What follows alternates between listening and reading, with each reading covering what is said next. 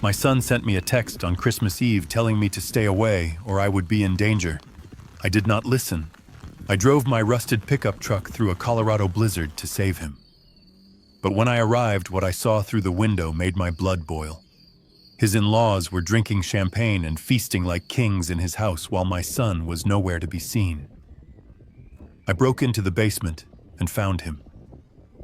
He was not just hurt. He was chained to a support pillar like a rabid animal, his leg broken and rotting. But the true horror started when his wife walked down the stairs, not with a key, but with a glass of wine and a smile. What happened next forced me to unleash a revenge so calculated it became a legend in our town. Before I tell you how I destroyed them, please tell me in the comments where you are watching from. Hit like and subscribe if you think family should never betray family. My name is Jackson Reed, but everyone calls me Jack. I am 72 years old. To the world. I am just a retired truck driver, living on Social Security, driving a Ford F-150 from 1990. That sounds like a dying tractor. People look at my oil-stained flannel shirts and my calloused hands and they see a man who scraped by his whole life. They see a simple old man who probably counts pennies to buy coffee. I let them think that. It is safer that way. What nobody knows, not even my own son Brandon, is that Reed Logistics was not just a small trucking company. It was an empire I built from one truck to a fleet of 400. When I sold it 5 years ago, I did not walk away with a pension. I walked away with $80 million and a portfolio of real estate trusts that makes me one of the wealthiest men in the state. I kept it secret because I wanted Brandon to build his own character. I wanted him to be a man, not a trust fund baby. And he did. He became a brilliant architect. But 6 months ago, he stopped calling. He stopped visiting. He told me he was busy with a massive project in Denver. I believed him because I wanted to respect his hustle. But then came the text message on Christmas Eve. It was 11:42 at night. The wind was howling outside my cabin in the foothills. My phone buzzed on the nightstand. It was a text from Brandon. The message was short and terrified. Dad, do not come for Christmas. They are here. You will be in danger. Please stay away. I stared at the screen. My thumbs hovered over the glass. They. He meant Vanessa, his wife, and her vultures of parents, Gordon and Beatrice. I had never liked them. They were the kind of people who checked the brand of your watch before they shook your hand. But danger. Brandon was 6'2". He played linebacker in college. He was not a man who used the word danger lightly. I tried to call him back. Straight to voicemail. I tried again. Voicemail. A cold feeling started in my gut. It was the same feeling I used to get on the interstate right before a tire blew out at 70 miles an hour. It was the instinct of disaster. I did not stay away. I grabbed my keys, I grabbed my tire chains, and I grabbed the tire iron I kept under the driver's seat. I walked out into the storm. The snow was coming down sideways, biting at my face like needles. My old truck groaned when I turned the key, but the engine fired up. I slammed it into four-wheel drive and headed toward the highway. The drive to Brandon's estate usually took an hour. That night, it took 3. The roads were sheets of black ice hidden under powder. I saw cars in ditches. I saw emergency lights flashing in the distance. But I did not stop. I drove with the focus of a man hauling hazardous materials. My knuckles were white on the steering wheel. Why would Brandon tell me to stay away? Why did he sound so small in that text message? The silence between us for the last 6 months started to feel less like work and more like a wall someone else had built. I pulled up to the iron gates of his property just before 3 in the morning. The keypad was dead or disabled. I did not care. I drove my truck through the landscaping, flattening a row of expensive imported hedges to bypass the gate. I parked in the shadows of the pine trees away from the main driveway.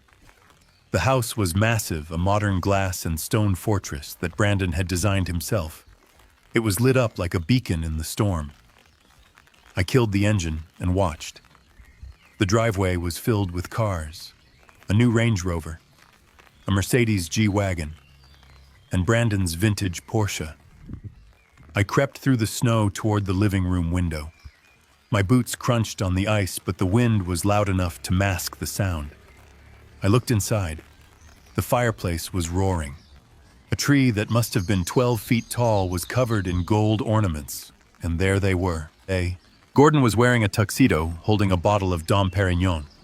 Beatrice was draped in a fur coat that looked like it cost more than my truck, laughing with her head thrown back. Vanessa was sitting on the leather sofa opening gifts. They were celebrating. They were feasting. But where was Brandon? It was his house. It was his money. I scanned the room. I scanned the kitchen, visible through the open concept layout. No Brandon. I felt a surge of rage so hot it almost melted the snowflakes on my eyelashes. They were partying in my son's house while he sent me texts about danger. I knew I could not just knock on the front door. If Gordon was there, he likely had his hunting rifles. He was a man who liked to brag about his trophies. I needed to get in without them knowing. I needed to find Brandon first. I circled to the back of the house. The snow was deeper here, up to my knees. I remembered that Brandon kept a spare key hidden inside a fake sprinkler head near the patio for the gardener. Vanessa never paid attention to things like maintenance, so I hoped she did not know about it. I dug through the snow with my frozen fingers. I found the plastic nozzle. I twisted it. The key fell into my palm, cold and heavy. I unlocked the mudroom door and slipped inside. The heat of the house hit me instantly, smelling of expensive pine candles and roasting meat. I could hear the music from the living room, Sinatra singing about peace on earth. It made me sick. I moved silently through the hallways. My trucking days taught me how to move quietly around sleeping lot lizards and thieves at rest stops. I checked the ground floor office. Empty. I checked the guest suite. Empty. Then I heard it. A sound coming from beneath the floorboards. It was a low, rhythmic thumping, like something hitting concrete. It was coming from the basement door. Brandon had designed the basement as a state-of-the-art home gym and wine cellar. It was soundproofed. I put my ear to the heavy oak door. I heard a moan, a sound of pure animal misery. My hand went to the knob. It was locked from the outside with a heavy-duty deadbolt that had been installed recently. The wood around the lock was fresh splintered slightly. This was not the original hardware. I didn't have picks. I had a tire iron in my coat pocket. I wedged the flat end into the door jamb right by the striker plate. I leaned my weight into it. The wood groaned. I pushed harder, ignoring the pain in my old shoulder. With a loud crack, the wood gave way and the door swung open. The smell hit me before I even took a step down. It was not the smell of a gym or wine. It was the smell of sickness, of bleach trying to cover up urine and sweat. It was the smell of a cage. I descended the stairs, my hand gripping the tire iron. The basement lights were off, but there was a single construction work light clamped to an exposed pipe, casting harsh shadows across the room. Dad. The voice was a whisper, cracked and dry. I looked toward the corner where the squat rack used to be. My knees almost gave out. Brandon was there. But he was not the strong, confident man I knew. He was a skeleton. His cheeks were sunken, covered in a thick, patchy beard. He was wearing only a pair of soiled boxers and a t-shirt that was torn at the collar. His right leg was encased in a plaster cast that looked gray and filthy. But the cast was not what stopped my heart. Around his left ankle, the healthy one, was a chain. It was a heavy-gauge steel chain, the kind used for towing vehicles. It was padlocked to his ankle, and the other end was wrapped around the steel support column of the house. My son, my boy, chained like a dog in his own home. I ran to him. I dropped the tire iron and fell to my knees. Brandon flinched when I touched him, as if he expected to be hit. "It is me, son. It is Dad. I am here." His eyes focused on me. They were wild, dilated. Panic flooded his face. "Dad, no. You have to go. They will see you. They said if you came, they would put you in the home. They said you are crazy too." I tried to pull the chain. It was solid steel. I looked at his leg. The skin under the shackle was raw and bleeding. "How long, Brandon? How long have they done this?" He started to cry, dry, heaving sobs. "Since October. Since I found the bank transfers. Vanessa sent $500,000 to her parents. I told her I was going to the police." Gordon pushed me. He pushed me down the main stairs. My leg snapped, Dad. I heard it snap. I tried to crawl to the door, but Beatrice was there. She injected me with something. When I woke up, I was here, and the chain was on. I felt a murder coming on.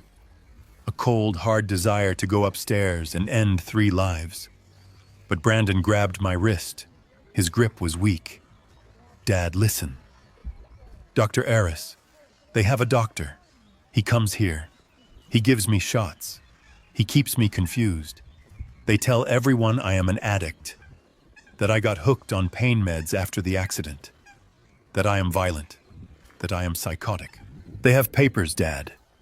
They have medical papers signed by this doctor saying I am a danger to myself, that this is for my own protection."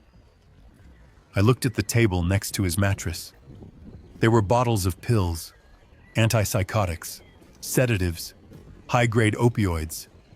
They were drugging him to keep him compliant and using the drugs to build a narrative of addiction. It was evil. It was brilliant and evil. "We have to get you out. Now." I stood up and grabbed the tire iron again. I was going to smash the chain. I was going to smash the column if I had to. Well, well, well. Look what the blizzard blew in. I spun around.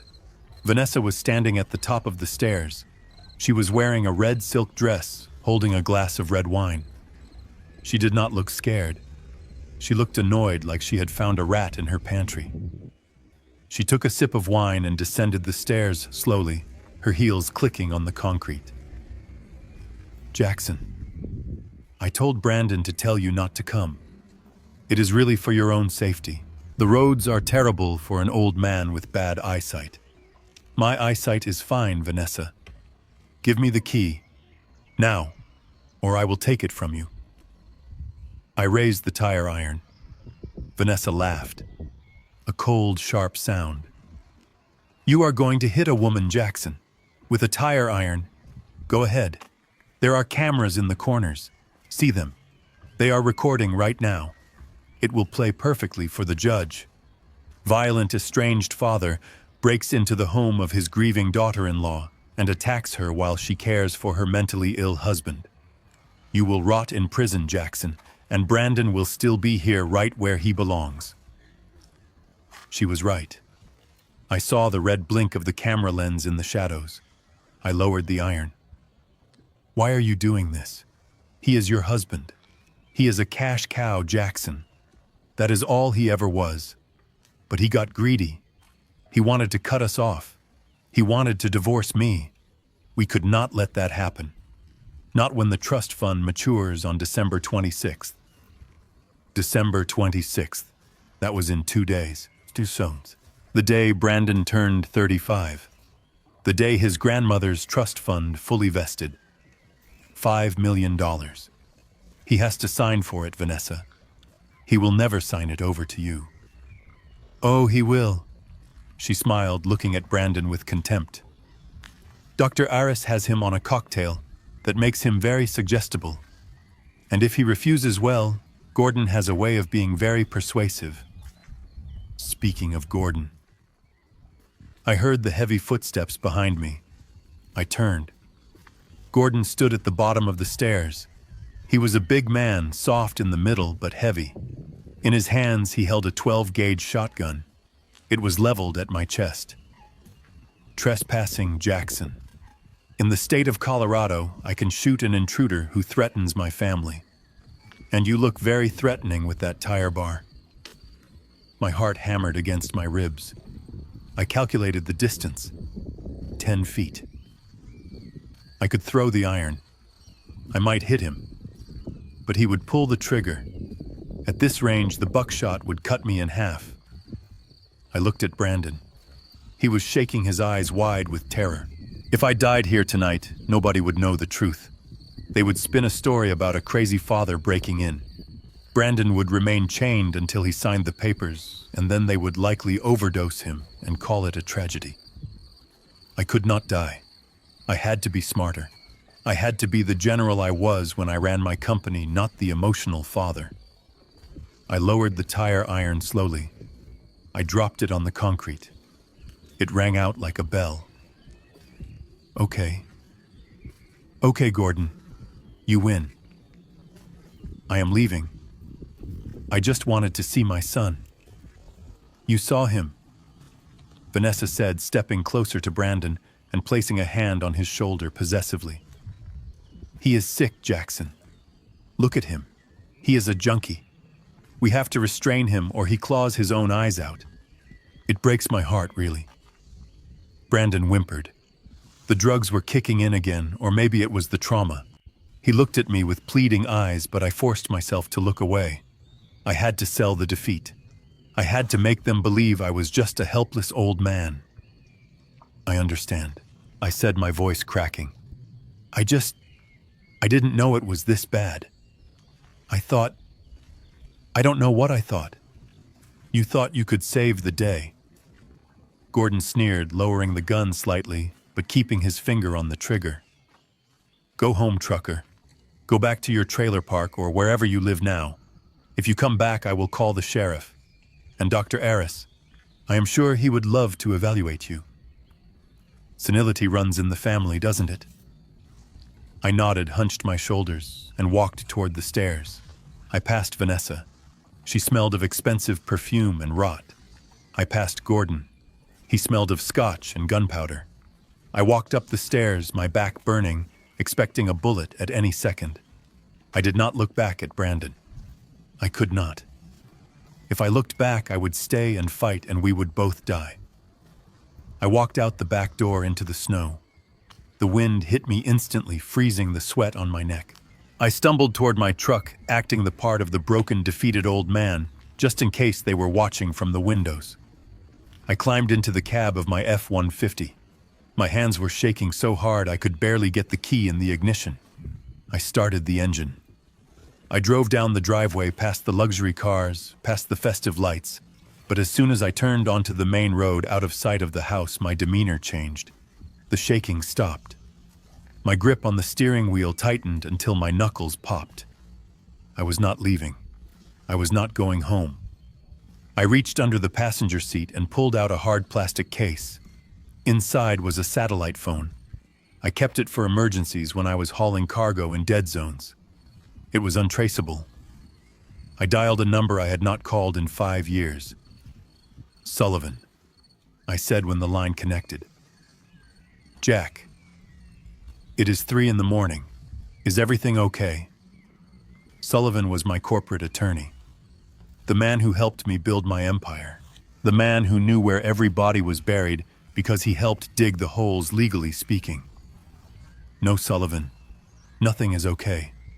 I need you to wake up. I need you to activate the ghost protocol. There was a pause on the line. Sullivan's voice shifted from sleepy to razor sharp. Ghost protocol. Jack, that is the nuclear option. Who are we targeting? My in-laws. They have Brandon. They have him chained in the basement, Sullivan. They are torturing him for the trust fund money. Jesus. Do you want me to call the FBI? No. I said, my voice cold as the ice on the windshield. If we call the feds, they will claim medical necessity. They have a crooked doctor. It will become a legal battle, and they will move him or kill him before we get a court order. I need to destroy them, Sullivan. I need to strip them naked in the snow. I want to know who holds their debt. I want to know who holds the mortgage on that house. I want to know every dirty secret they have ever tried to hide. I am on it, Sullivan said. Give me 2 hours. 2 hours. I hung up the phone. I pulled the truck into a scenic overlook that looked down on the valley. I could see the lights of Brandon's house in the distance. They were still partying. They thought they had won. They thought they had scared off the old trucker.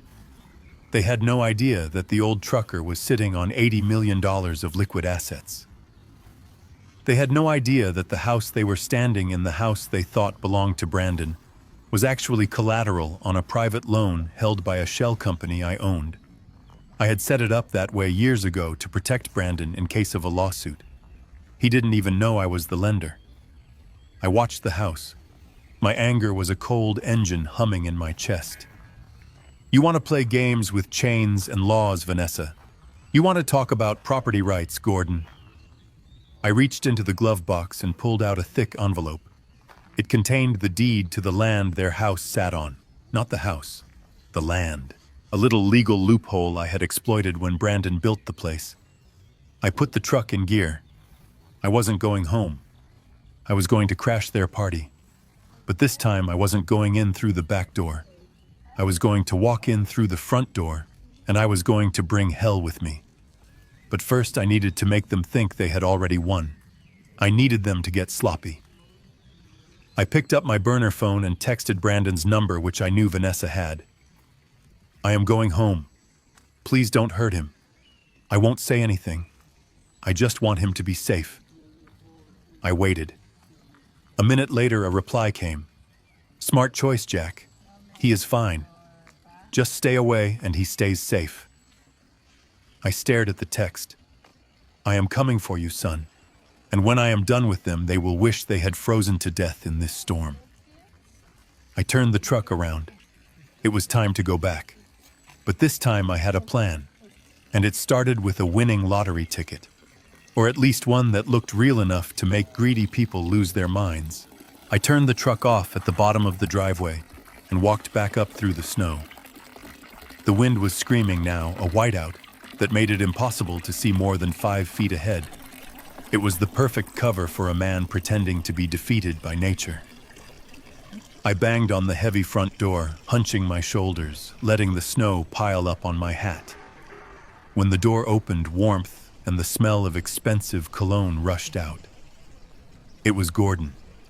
He had a glass of scotch in one hand and that shotgun still leaning against the wall behind him. He looked at me like I was a stray dog that had wandered onto his porch. I told him the truck had died. I told him the fuel line froze. I made my voice shake, adding a little tremor to my hands. I played the part of the helpless, senile old man they wanted me to be. I asked if I could just sit in the mudroom until the storm passed. Gordon laughed, a deep, wet sound that came from his belly. He didn't kick me out. He called for Vanessa. She appeared in the hallway, smoothing her red silk dress, looking at me with a mixture of disgust and amusement. She didn't tell me to leave. A cruel light sparked in her eyes. She told Gordon to let me in. She said it would be good for me to see the reality of the situation. She said I should stay and witness Brandon's madness for myself, so I would understand why they had to take such drastic measures. It was a lie, of course. She didn't want me to understand anything. She wanted an audience. She wanted to parade the broken father in front of her high society friends, to show them how benevolent she was, taking in the trash. They led me into the great room. It was filled with people now. Strangers. Men in velvet blazers and women in dresses that cost more than a year of my trucking salary. They were drinking my son's wine, eating food paid for with his money, standing on floors he had designed. The music was loud, drowning out any sound that might have come from the basement. I felt like a ghost walking through a funeral that was pretending to be a party. Vanessa clapped her hands for attention. The room quieted down. She put a hand on my wet, snow-covered shoulder. She introduced me not as Jackson Reed, the man who built a logistics empire, but as Jack Brandon's estranged father. She told them I was a retired truck driver who had fallen on hard times. She used words like confused and overwhelmed. She painted a picture of a man who had lost his grip on reality, just like his son. The guests looked at me with pity, sipping their champagne. I saw them whispering. I saw the way they recoiled from the smell of diesel and sweat that clung to my old coat. Beatrice, my son's mother-in-law, floated over. She was holding a plate of half-eaten hors d'oeuvres. She didn't offer me a fresh plate.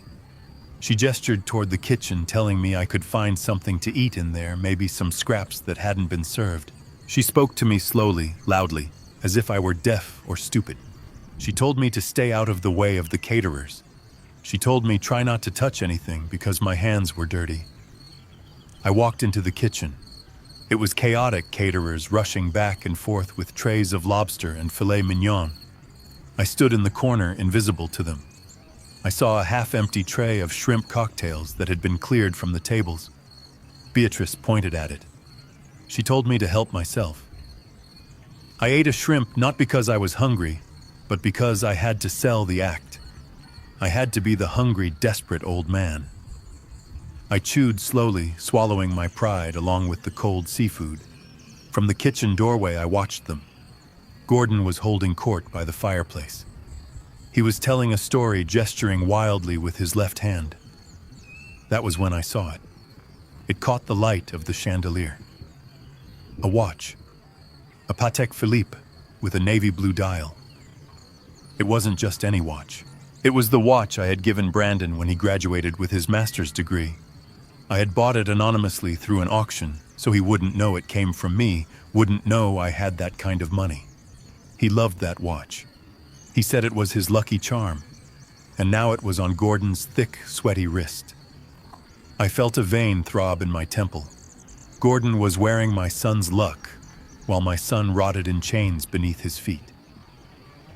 I looked at the driveway through the kitchen window. One of the guests was admiring the vintage Porsche 911 parked under the heated portico. Beatrice walked over to the guest, dangling a set of keys. She laughed, saying it was a little toy they kept around for weekends. It was Brandon's car, his restoration project. He had spent 3 years rebuilding that engine with his own hands. Now these parasites were treating it like a party favor. The rage was a cold, solid thing in my chest. It wasn't the hot flash of anger anymore. It was the heavy, crushing weight of a strategic nuclear weapon waiting to be launched. I needed to make the call. I needed to set the world on fire, but I had to do it quietly. I grabbed my stomach and groaned. I asked one of the caterers where the restroom was. They pointed me down the hall, looking at me with wrinkled noses. I shuffled away, keeping my head down, dragging my feet. I went into the powder room on the first floor. It was wallpapered in silk, smelling of lavender. I locked the door. I turned on the faucet full blast to create white noise. I pulled the satellite phone from the inside pocket of my coat. It was bulky, old-school military tech, nothing like the sleek smartphones the guests were holding. I extended the antenna. I dialed Sullivan. He picked up on the first ring. I didn't waste time with pleasantries. I told him I was inside. I told him what I had seen. I told him about the watch, the car, the chains. My voice was a low growl, barely audible over the running water. Sullivan listened to me closely. I want you to initiate the ghost protocol. Sullivan hesitated for a second. He knew what that meant.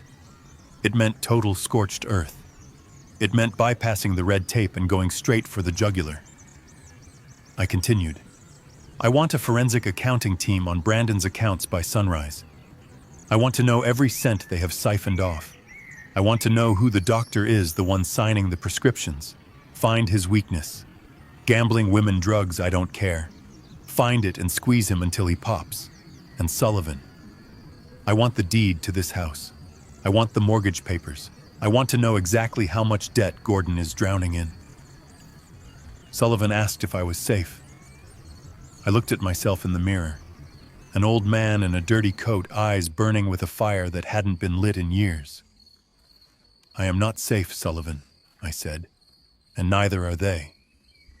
They think they are dealing with a senile truck driver. They don't know they just let the repo man into the house. I hung up. I retracted the antenna and hid the phone back in my coat. I turned off the faucet. I splashed cold water on my face, letting it drip into my gray beard. I practiced my expression in the mirror. I let my jaw go slack. I widened my eyes to look confused, fearful. I hunched my shoulders. I unlocked the door and stepped back out into the hallway. The music was still playing. The laughter was still loud. They were still feasting on the carcass of my son's life. I walked back toward the kitchen, ready to eat their scraps, ready to be their fool. For now. Because the clock was ticking, and when the alarm went off, this whole house of cards was going to come crashing down on their heads. I shuffled away from the kitchen, clutching a linen napkin filled with roast beef and rolls I had swiped from the buffet. I moved with the slow, stiff gait of a man whose joints were rusted shut by the cold, playing the part of the confused geriatric to perfection. The guests ignored me. To them, I was just a piece of furniture that had seen better days, an embarrassing relic that Vanessa had been kind enough to let in out of the storm. I watched Gordon holding court by the fireplace, laughing at his own jokes, his face flushed with expensive scotch and the thrill of theft. Vanessa was busy charming a local judge, her hand resting lightly on his arm, her smile bright and predatory. They were so confident.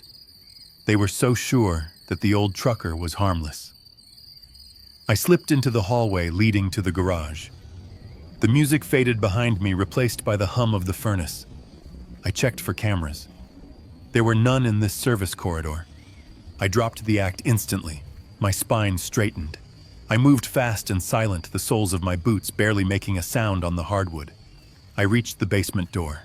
The wood was splintered where I had forced it earlier, but someone had pushed a heavy chair against it from the outside. A lazy fix. They thought I had left. They thought Brandon was too broken to move. They were right about Brandon, but dead wrong about me. I moved the chair inch by inch so it wouldn't scrape. I slipped through the crack in the door and descended into the dark. The smell hit me again. It was the smell of fear and rot. I turned on the small flashlight I kept on my keychain, shielding the beam with my hand so it wouldn't alert anyone upstairs.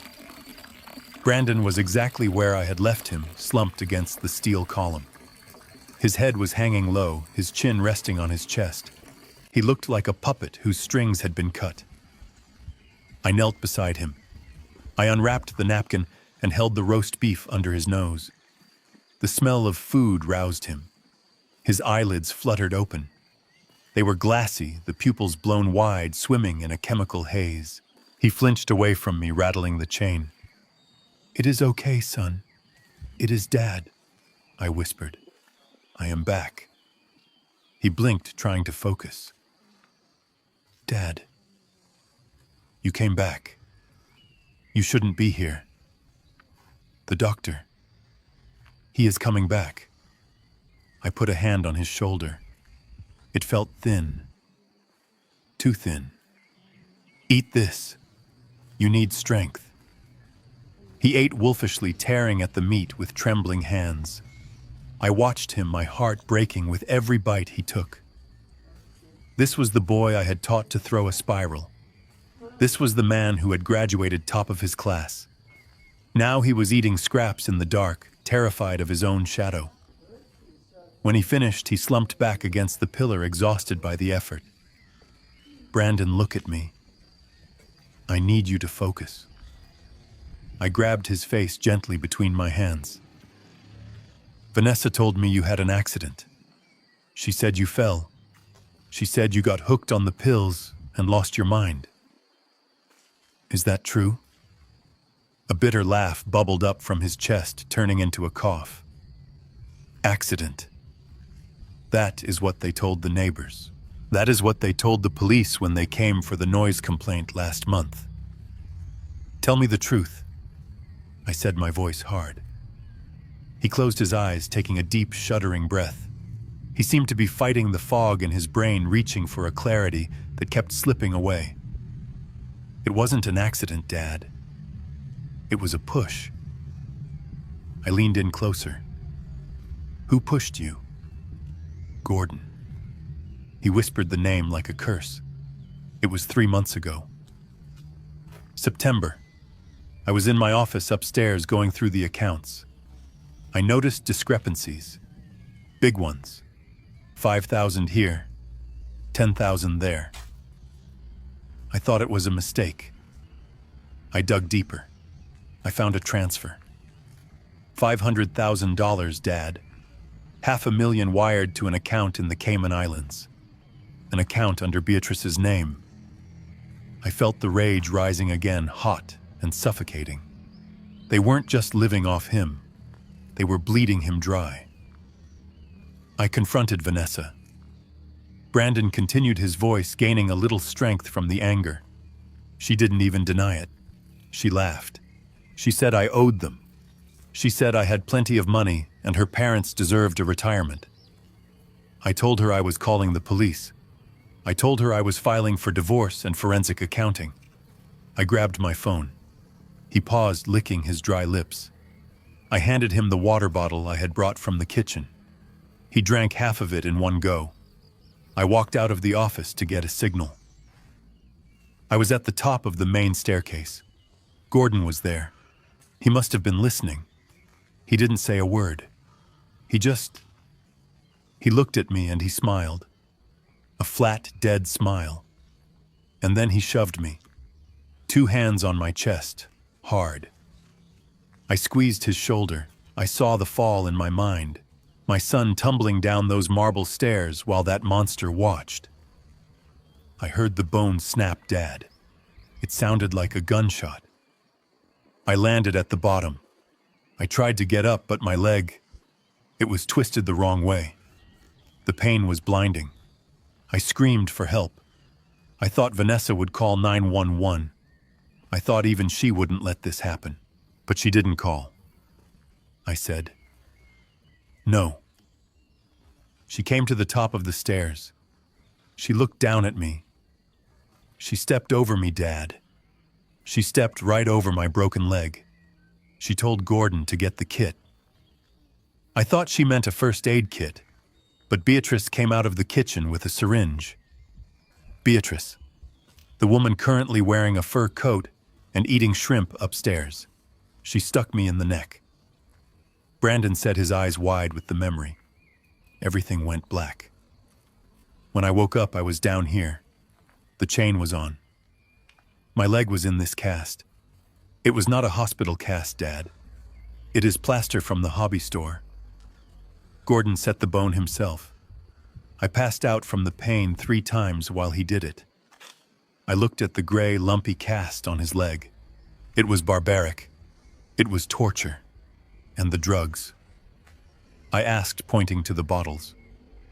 "Dr. Aris," Brandon spat the name. "He is not a real doctor anymore. He lost his license years ago for pill milling. But Gordon knows him from the track. He comes once a week. He injects me with ketamine and antipsychotics. They make me see things, Dad. They make me scream at people who aren't there." That is how they built the story. They invite people over. They wait until the drugs kick in. Then they let people hear me screaming. Everyone thinks I am crazy. Everyone thinks I am dangerous. It was a perfect trap. Create the symptoms, then use the symptoms to justify the imprisonment. It was psychological warfare. "Why?" I asked. "Why keep you alive?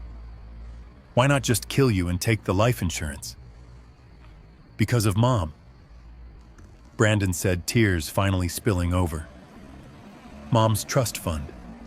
The one that vests when I turn 35. December 26th, I said. "Yes. $5 million. The terms of the trust are strict. I have to sign for it in person. I have to appear before the trustee. If I am dead, it goes to charity. If I am divorced, it stays with me. But if I am incapacitated, if I sign power of attorney over to my wife because I am mentally unfit, then she gets control." I finished the thought. She gets the $5 million. She gets the house. She gets everything. They have the papers ready. Brandon said, his voice trembling. "They are going to bring a notary here on the 26th. Dr. Aris is going to certify that I am lucid enough to sign, but too sick to manage the money. They are going to drug me just enough to hold the pen, Dad. And once I sign, once they have the money, they won't need you anymore." I said the words hanging heavy in the cold air. Brandon nodded. "I am dead, Dad. As soon as the ink is dry, I am going to have an overdose, a tragic end to a troubled soul. That is the script." "Not on my watch," I said. I stood up. I paced the small circle of light. The pieces were all there. The theft, the assault, the kidnapping, the conspiracy with a struck-off doctor. It wasn't just a crime. It was a RICO case. Brandon looked at me.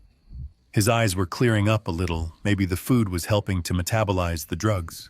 "Dad, you have to leave. You can't fight them. Gordon has guns. Vanessa has lawyers.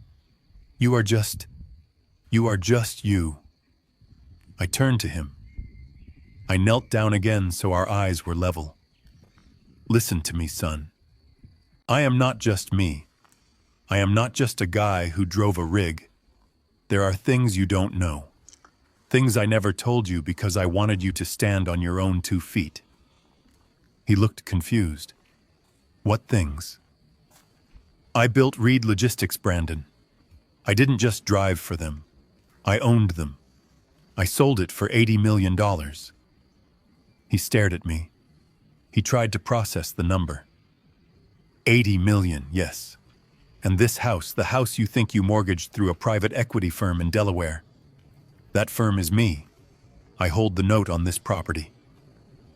Brandon's jaw dropped. You are the lender." "I am. Which means technically Gordon and Vanessa are trespassing on my collateral. But that doesn't matter right now. What matters is that I have resources. I have a lawyer named Sullivan, who is right now tearing their financial lives apart.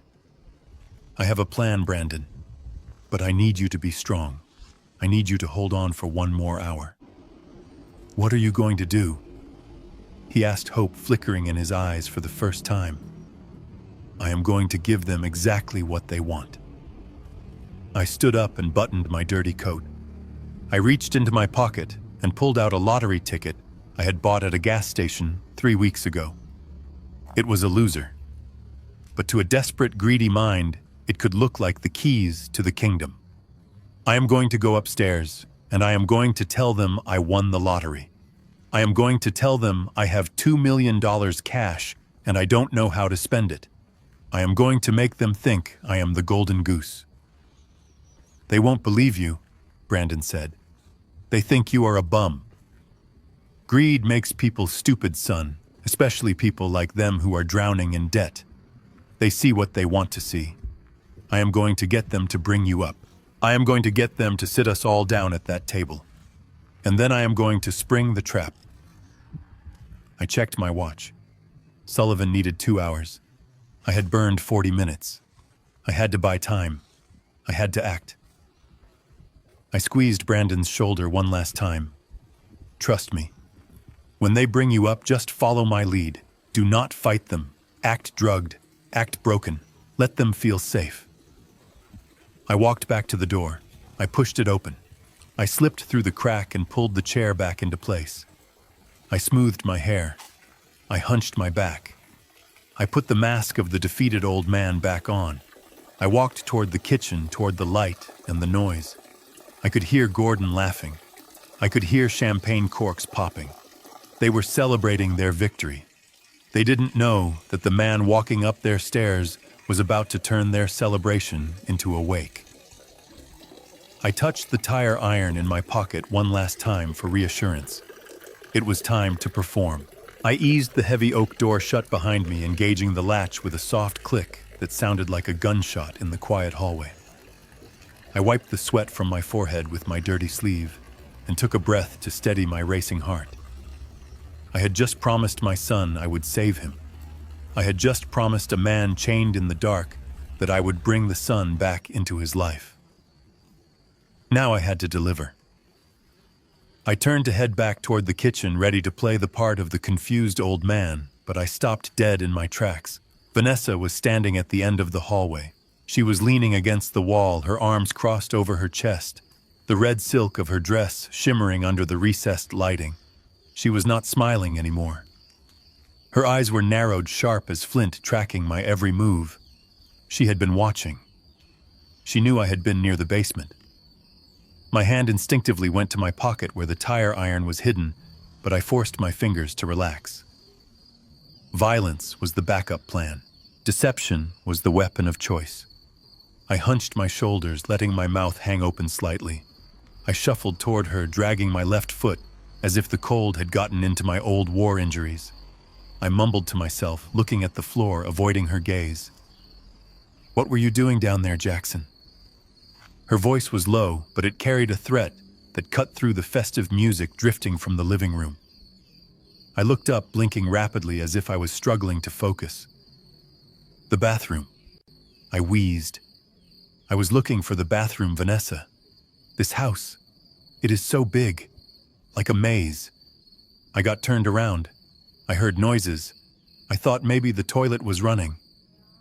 Vanessa pushed off the wall and walked toward me. She stopped inches away, invading my personal space. The smell of her expensive perfume was overpowering, cloying, and sweet like flowers left too long on a grave. She studied my face, looking for a crack in the mask. "You heard noises?" she repeated. I nodded vigorously. "Thumping, like pipes.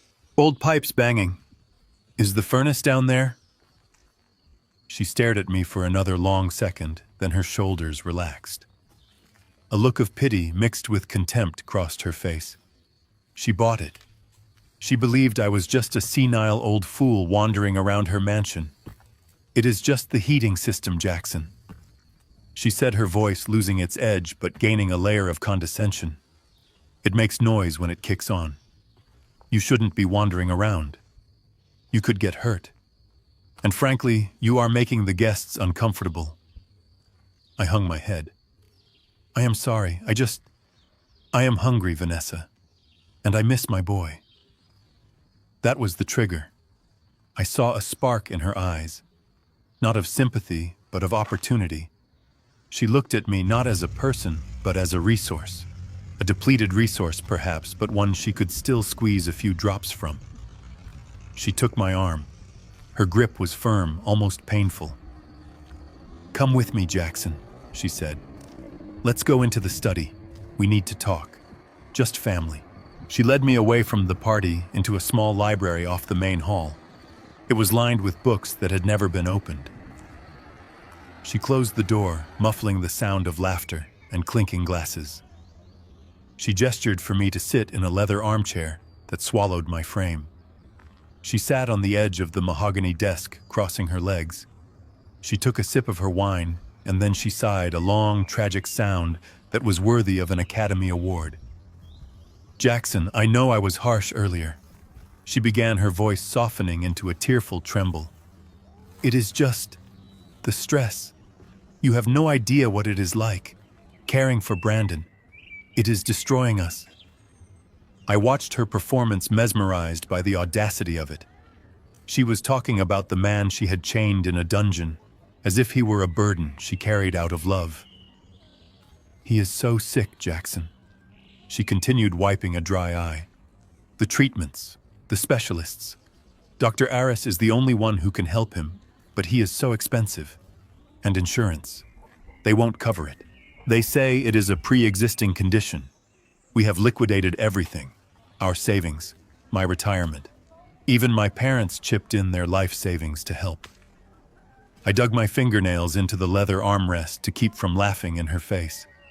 Her parents, who were currently drinking vintage champagne, had chipped in. That was rich. I didn't know. I stammered, playing along. "It is a nightmare," she said, leaning forward. "We are drowning, Jackson. The mortgage on this house is 3 months behind. The medical bills are piling up. I am terrified we are going to lose everything. And if we lose the house, where will Brandon go? The state facility.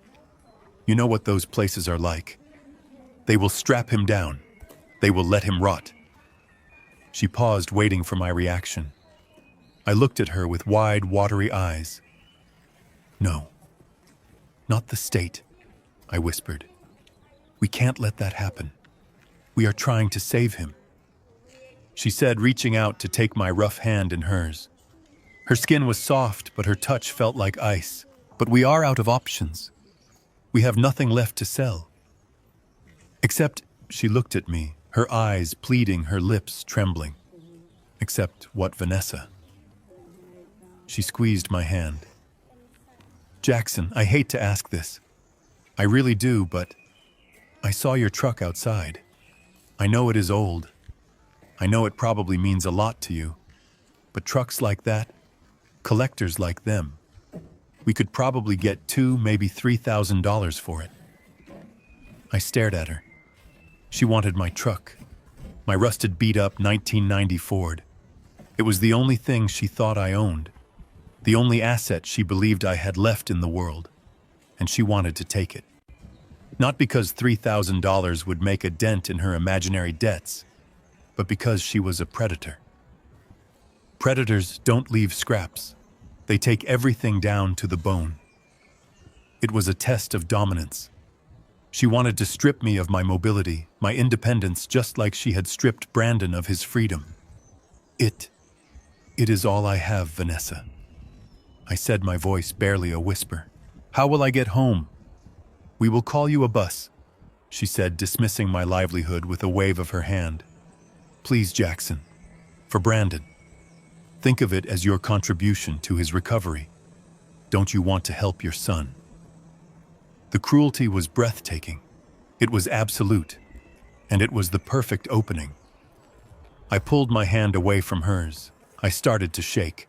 I let my whole body tremble, vibrating with a mix of fake anxiety and real adrenaline. I reached into the inside pocket of my coat. I do want to help," I stammered. "I want to help so much.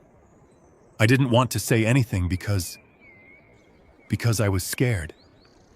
"Scared of what, Jackson?" she asked, her eyes flicking to my hand.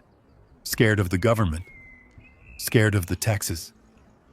I said, lowering my voice to a conspiratorial whisper. "I don't understand the forms, Vanessa. I don't know how to handle the bank people. They look at me like I am trash." I pulled out the envelope. It was an old grease-stained envelope I used for receipts. Inside was the lottery ticket. I had bought it weeks ago, but I had doctored it.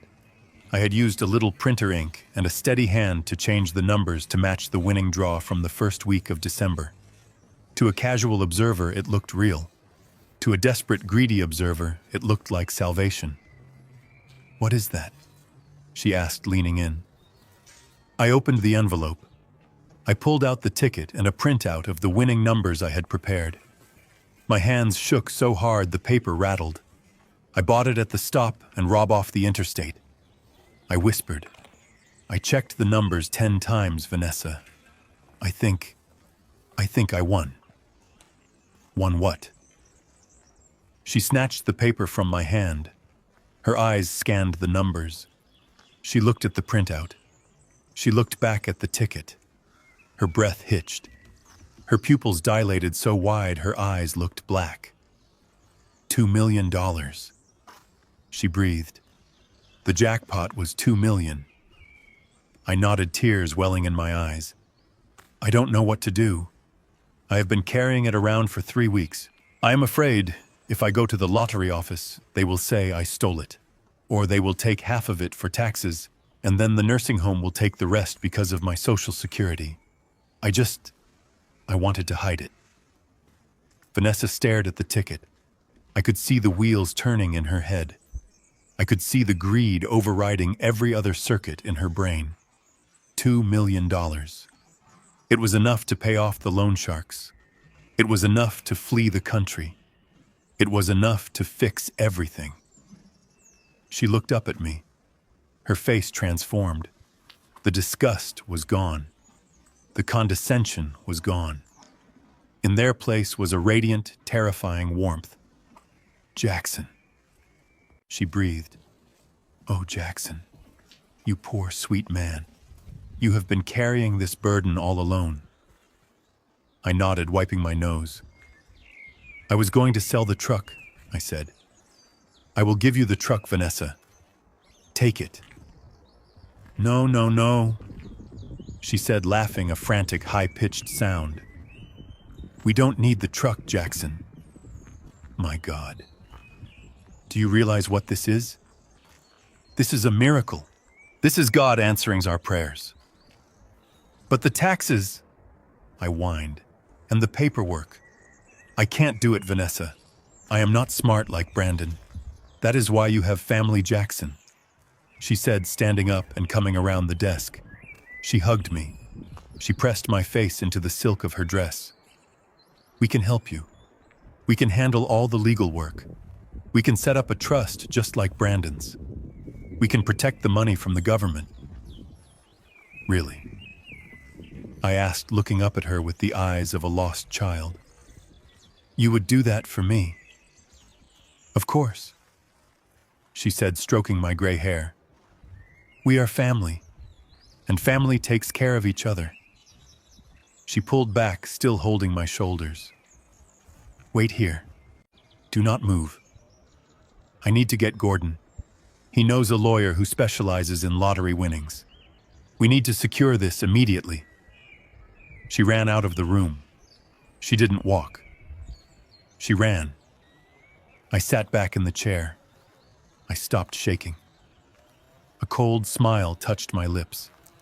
The bait was taken. The hook was set. 2 minutes later, the door flew open. It wasn't just Vanessa. It was the whole pack.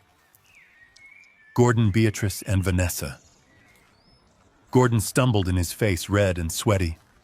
He looked at me like I was the second coming of Christ.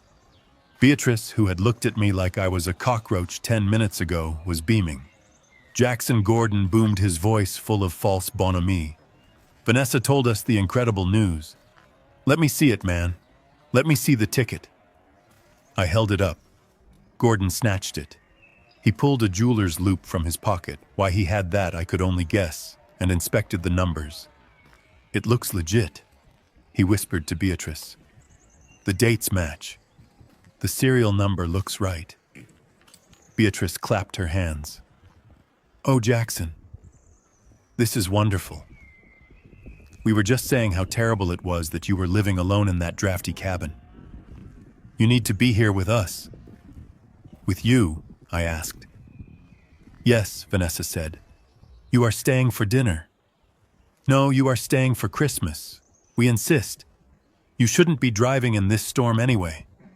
Not with such valuable cargo. Gordon handed the ticket back to me, his hands lingering on it for a second too long. Listen, Jack. Can I call you Jack? We need to be smart about this. If you cash this ticket in your name, the IRS is going to eat you alive. 40% right off the top, plus state tax. You will be left with peanuts. I gasped. 40%. At least, Gordon said gravely. But there are ways around it. If you sign the ticket over to a corporation, a family corporation, we can claim it as a business asset. The tax rate is much lower, and we can invest it immediately. You could do that, I asked. We could do it tonight, Vanessa said. We have a notary coming later. For some other business. We could draw up the papers, transfer the ticket to the family trust. Then we manage it for you. We pay your bills. We buy you a new truck. A brand new one, Jackson. Anything you want. And Brandon, I asked. Will it help Brandon? Gordon nodded solemnly. It will save his life, Jack. It will pay for the best doctors in Switzerland.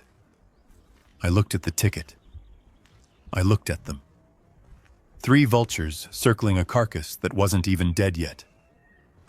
Okay, I said. I will do it. But I don't want to eat in the kitchen. I want to eat at the big table, with the family.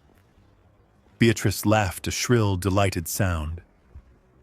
Of course, you are the guest of honor, Jackson. Come. Come right now. We were just about to serve the prime rib. They ushered me out of the study. Gordon put his arm around my shoulder. Vanessa held my arm. They paraded me back into the great room. The guests looked confused. 5 minutes ago, I was the crazy old man. Now I was being escorted like royalty. Gordon cleared his throat. Everyone listen up. We have a special addition to the dinner table tonight. Brandon's father, Jackson, has decided to join us for the holiday. Please make him welcome. The guests clapped politely, confused, but following the Alpha's lead. They sat me at the head of the table, the seat that should have been Brandon's. They poured me champagne. They heaped my plate with lobster and steak. I ate. I drank. I smiled at their jokes. I let them toast to my health. I watched Vanessa texting furiously under the table, probably telling her loan sharks that payment was coming. I watched Gordon eyeing the ticket which I had placed on the table next to my fork. They thought they were fleecing a sheep. They didn't know they were dining with a wolf. I checked my watch. 1 hour had passed. Sullivan would be ready soon. The trap was almost sprung. But first I needed one more thing. I needed Brandon up here. I needed him to witness this. I tapped my glass with a fork. The table went quiet. I have a request. I said, my voice slurring just a little. Before we sign the papers, before I give you the ticket, I want to see my son. I want Brandon to be here. Vanessa stiffened. Oh, Jackson. He is not well. He might make a scene. I don't care, I said, banging my fist on the table just hard enough to make the china rattle. He is my son. If I am giving you $2 million, I want to see his face. I want him to know his daddy saved him. Gordon and Vanessa exchanged a look. A silent calculation. Was it worth the risk? Was the money worth dragging the skeleton out of the closet? Greed won. It always wins. Gordon nodded. Okay, we will bring him up. But we have to give him his medicine first, so he stays calm. That is fine, I said. Just bring him. Vanessa stood up. I will go get him. I watched her walk away. I took a sip of champagne. It tasted like victory. Just a little longer, son. Just a little longer. I sat at the head of the mahogany dining table, a place that, by all rights, belonged to my son. The chair was high-backed and upholstered in velvet, designed for a man of status, but tonight it held a man covered in grease stains and road salt. The contrast was grotesque. To my left sat Gordon, his face flushed with bourbon and anticipation. To my right, Beatrice preened in her furs, looking at me with a hunger that had nothing to do with the prime rib on her plate. Vanessa sat opposite me, her eyes darting between my face and the breast pocket, where I had stashed the forged lottery ticket. The guests, the strangers who had been drinking my son's wine, were gone, ushered out by Vanessa, with whispered apologies about a family emergency. Now it was just the pack of wolves and the old sheep they thought they were about to slaughter.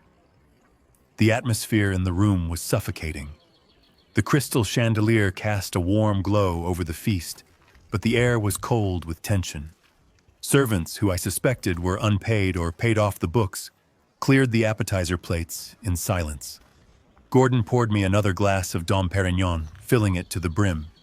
He did not offer a toast to family or to Christmas. He toasted to fortune. To new beginnings, he said, raising his glass, his eyes locked on mine. I raised my glass, my hand shaking, intentionally, spilling a few drops on the tablecloth. Beatrice let out a small gasp, but quickly turned it into a cough. Yesterday, she would have screamed at me for ruining the linen. Today, she smiled and told me not to worry, that they had plenty of tablecloths. The flattery began before the main course arrived. It was a coordinated attack. Beatrice leaned in, her perfume cloying and thick, putting a hand on my forearm. You know, Jackson, she purred, we always told Brandon he got his work ethic from you.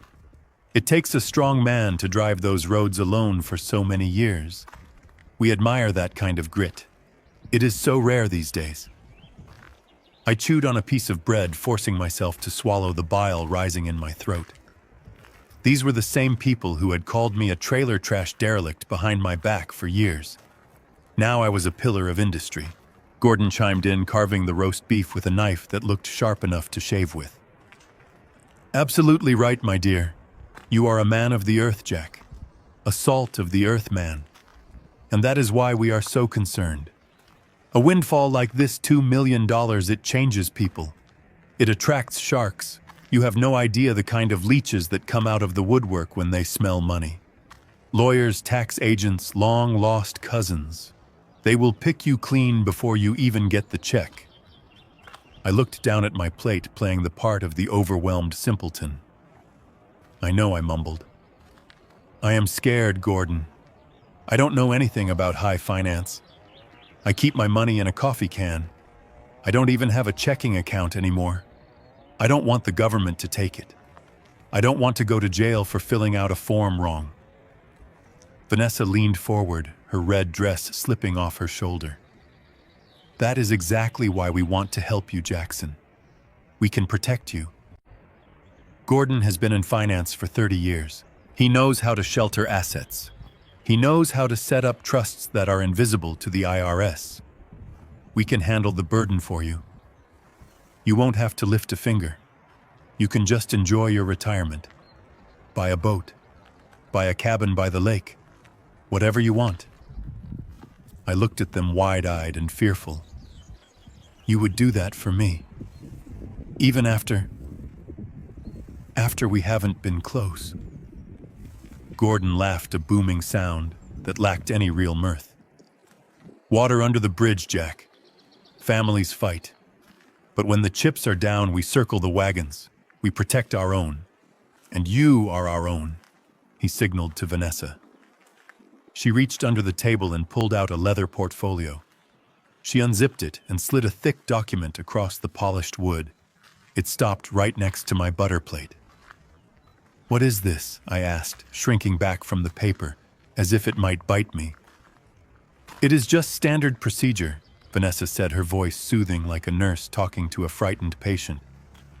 It is a transfer of asset management rights.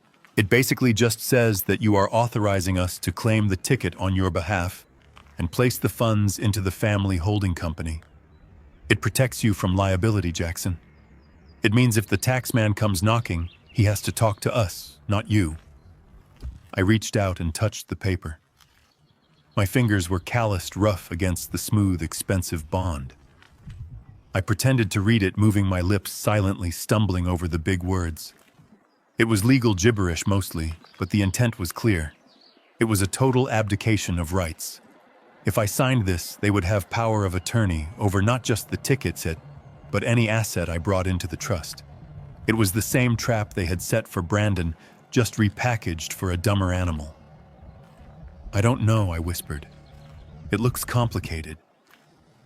Are you sure this is legal? Gordon slammed his hand on the table, making the silverware jump. Then he caught himself and forced a smile. Legal. Jack, I wrote the book on legal. This is standard.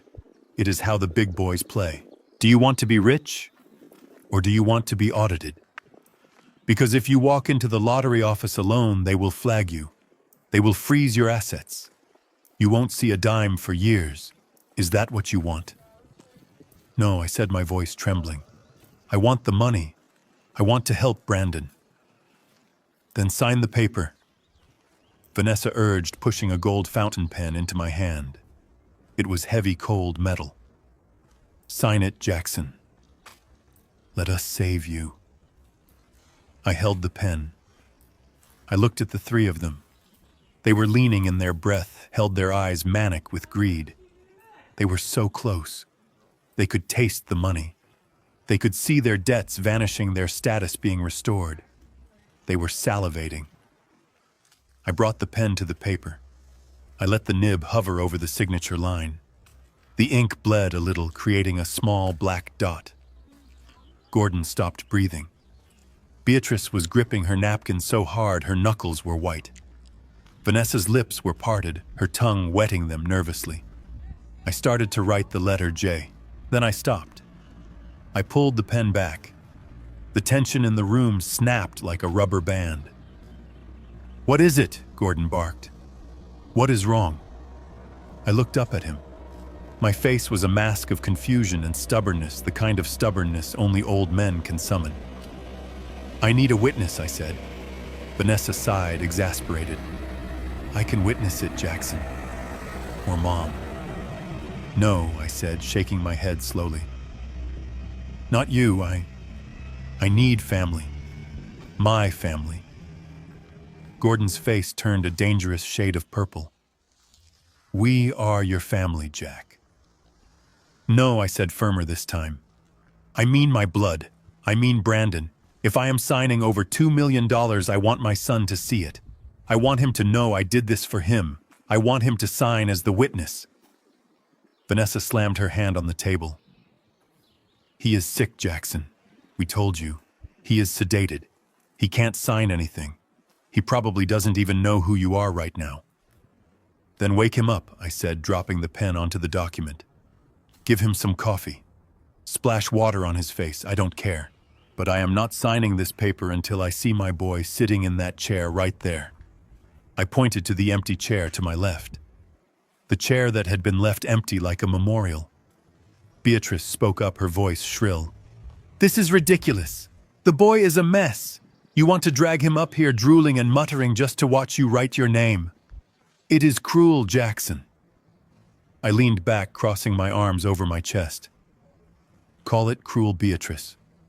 Call it whatever you want. But that is my term. No Brandon, no signature. And if you don't like it, I will take my ticket and my truck, and I will take my chances with the IRS." I made a move to grab the ticket. Gordon's hand shot out and clamped over my wrist. His grip was strong, desperate. "Don't be hasty, Jack," he hissed. "Then bring him up," I challenged, staring him down. "If you want the money, bring me my son." Gordon looked at Vanessa. They had a silent, furious conversation with their eyes. They were calculating the risk. Bringing Brandon up was dangerous. He might talk. He might fight. He might show the guests, if any were still lingering, the true extent of his condition. But the money, the $2 million, it was right there on the table. It was the only way out of the hole they had dug. Vanessa broke first. "Fine," she spat, standing up so abruptly her chair scraped loudly against the floor. "Fine. We will bring him up. But if he freaks out, if he breaks anything, it is on you, Jackson." I nodded. "That is fair. Just bring him." Vanessa stormed toward the kitchen. Gordon released my wrist, but he didn't move his hand far. He kept it on the table, fingers drumming a frantic rhythm. Beatrice poured herself another glass of wine, her hands shaking so much, the bottle clinked against the rim. We waited. The silence stretched out thin and taut. I could hear the grandfather clock ticking in the hall. Tick-tock, tick-tock. Sullivan's deadline was approaching. The pieces were moving into place. I looked at the empty chair next to me. I imagined Brandon sitting there, broken and drugged. I needed him to see this. I needed him to see that his father wasn't just a truck driver. I needed him to see the wolf come out of the sheep's clothing. 5 minutes later, I heard the scuffling of feet in the hallway. I heard Vanessa's voice, sharp and commanding. "Move your feet, Brandon. Walk." And then they appeared in the doorway. My heart shattered and reformed into a diamond of pure hate. Brandon was leaning heavily on Vanessa, dragging his cast. They had thrown a robe over his filth, but his face was gray, his eyes sunken and vacant. He looked like a prisoner of war. He looked like he had been through hell. Vanessa shoved him toward the empty chair. "Sit down," she ordered. Brandon fell into the chair more than he sat. He looked around the room, his eyes struggling to track the movement. He looked at the chandelier. He looked at the food. And then his gaze landed on me. For a second, there was nothing, just the blank stare of the heavily medicated. But then a spark ignited. Recognition. "Dad," he rasped. I picked up the pen again. I held it up so he could see it. "I am here, son," I said, my voice steady and strong. "I am here to sign the papers. I am here to make everything right." Brandon looked at the paper. He looked at Vanessa, who was standing behind him with a hand on his shoulder, her fingers digging into his trapezius muscle, a subtle threat. "Sign it, Brandon." Vanessa hissed. "Your father wants you to witness his signature. He won't do it without you. So pick up the pen." She placed a second pen in front of him. Brandon's hand shook as he reached for it. He looked at me, his eyes pleading, begging me to run, begging me not to fall for their trap. I smiled at him, a small, secret smile. "It is okay, son," I said. "Just watch me. Watch closely. The show is about to start."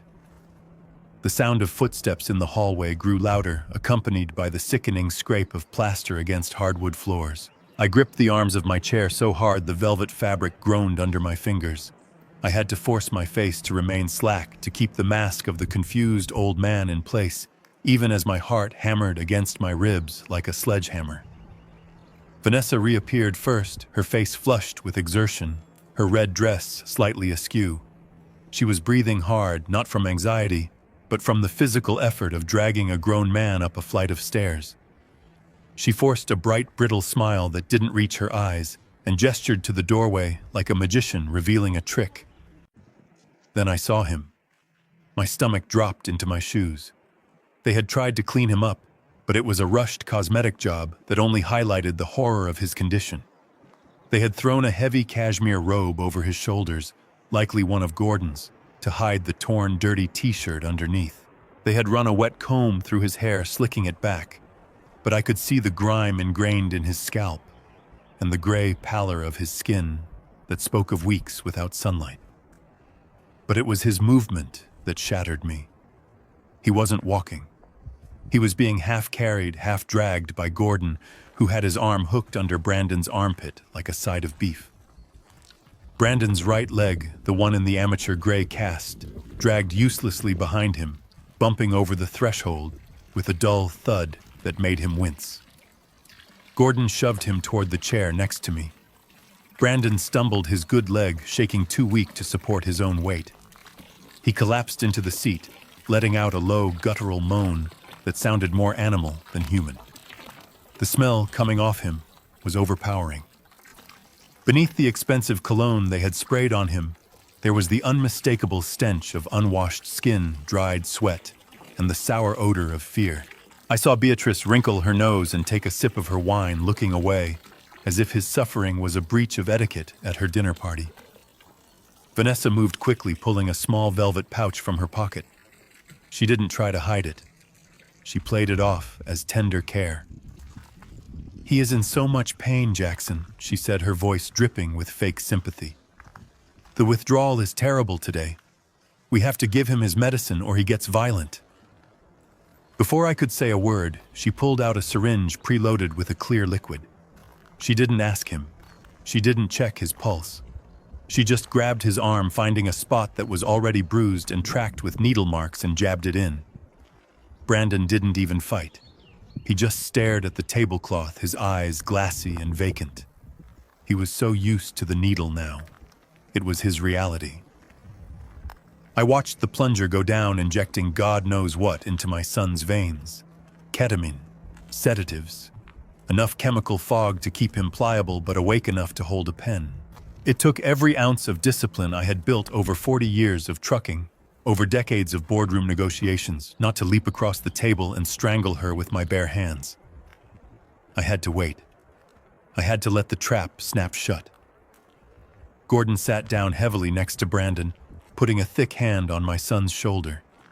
It looked like a gesture of comfort, but I saw his thumb digging into the collarbone, a silent warning. "There he is, Jack!" Gordon boomed his voice too loud in the tense room. Good as new. Well, almost. He is having a good day, aren't you, sport? Brandon's head lolled to the side.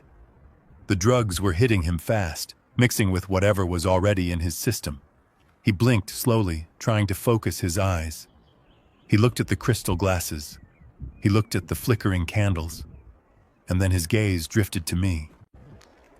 For a moment there was no recognition, just the blank stare of a man lost in a nightmare. Then he blinked again, his brow furrowed. He leaned forward slightly, squinting through the haze. "Dad," he croaked. His voice was like sandpaper. I leaned in, my eyes watering with real tears. "I am here, son. I am here." He looked at me, then he looked down at the table. He saw the document. The thick, heavy paper with the gold seal. The transfer of asset management rights. He saw the pen lying next to it, waiting. His eyes widened. The adrenaline of panic burned through the chemical fog for a fleeting second. He realized what was happening. He thought his senile father had wandered into the lion's den and was about to sign away a fortune. "No," he rasped. He tried to stand up, but his legs wouldn't cooperate. He grabbed the edge of the table, his knuckles white. "No, Dad. Don't." Vanessa moved in fast, placing a hand on his chest, pushing him back. "Shh, baby, it is okay. Your dad is helping us. He won the lottery, honey. Isn't that wonderful? He is signing it over to the trust so we can get you the best help," Liar Brandon shouted, but it came out as a slur. He looked at me, his eyes wild with desperation. "Dad, run. They are lying. There is no help. They are devils. They are going to kill us." Gordon laughed, a nervous barking sound. "See, Jack. He is hallucinating again. The paranoia is a side effect. He thinks everyone is out to get him." "Don't sign it," Brandon begged, tears cutting tracks through the dirt on his cheeks. He reached out and grabbed my wrist, his grip weak and trembling. "Please, Dad. You don't understand. They kept me in the dark. They broke my leg. They are stealing everything. Do not give them a dime." It broke my heart to see him like this. He was trying to protect me. Even in his broken, drugged state, chained and beaten, his first instinct was to save his father from being scammed. He didn't care about the money. He cared about me. He was a good man. A better man than I deserved. I looked at Vanessa. She was glaring at Brandon, her eyes promising pain later. Gordon had moved his hand to the back of Brandon's neck, squeezing hard enough to leave a bruise. "Ignore him, Jack," Gordon said, his voice tight. "Just sign the paper. Let's get this over with so we can get him back to bed." I looked at Brandon. I needed to calm him down. I needed him to stop fighting so they wouldn't hurt him right here in front of me. But I couldn't tell him the whole plan. Not with them listening. I had to use the one thing they couldn't intercept: the past. When Brandon was a kid, I used to take him out in the rig during the summers. We would drive cross-country, just the two of us. We had a CB radio and he loved talking on it. We had codes, secret phrases that meant everything was okay, that we were safe, that we were going home. One phrase meant the job was done, the cargo was delivered, and the check was in the bank. I pulled my hand from his grip, but I didn't pull away. Instead, I reached out and cupped his face. I leaned in close so our foreheads were almost touching. I ignored the smell. I ignored the filth. I looked deep into his dilated pupils. "Brandon," to me. I whispered soft enough that Gordon couldn't hear over the humming of the refrigerator. "Dad, please," he sobbed. I squeezed his neck gently. "Son, listen. The eagle has landed." Brandon went still. He stopped breathing for a second. His eyes locked onto mine. The eagle has landed. It was the code. It meant victory. It meant the cavalry was here. It meant Dad was in control. He searched my face looking for the senile old man, but he didn't find him. He found Jackson Reed, the CEO, the man who stared down union strikes and hostile takeovers. He saw the fire in my eyes that I had been hiding all night. The confusion in his face melted away, replaced by a sudden sharp shock. He blinked, and for the first time the fog seemed to clear. He looked at the document again. Then he looked at the lottery ticket peeking out of my pocket. He looked at Vanessa preening in her red dress, and he understood. It was a play, a con. And I was the grifter. His body relaxed. He slumped back into the chair, but it wasn't defeat this time. It was surrender to the plan. He looked at me and gave the tiniest, almost imperceptible nod. Vanessa misinterpreted the silence. "See," she said, letting out a breath she had been holding. "The medicine is kicking in. He is calmer now. He knows we are trying to help." I sat back, straightening my coat. "He is a good boy," I said, my voice thick with emotion. "He just worries about his old man." I picked up the pen. The weight of it felt good in my hand. I looked at Gordon. I looked at Beatrice. I looked at Vanessa. They were leaning in again, drawn to the pen like moths to a flame. "Okay," I said. "I will sign. But Brandon has to sign as witness, right next to me." Gordon hesitated, looking at Brandon's shaking hands. "Can he even write?" I looked at my son. "Can you write, boy?" Brandon looked at Gordon. A flash of pure hatred crossed his face, but he smoothed it over quickly, burying it deep. "Yes," he rasped. "I can write. Give me the pen." Vanessa slid the paper toward us. I signed my name with a flourish. Jackson Reed. Not Jack. Jackson. The name on the bank accounts. The name on the deeds. I slid the paper to Brandon. He took the pen. His hand shook, but he managed to scrawl his signature on the witness line. "It is done," Beatrice squealed, clapping her hands together.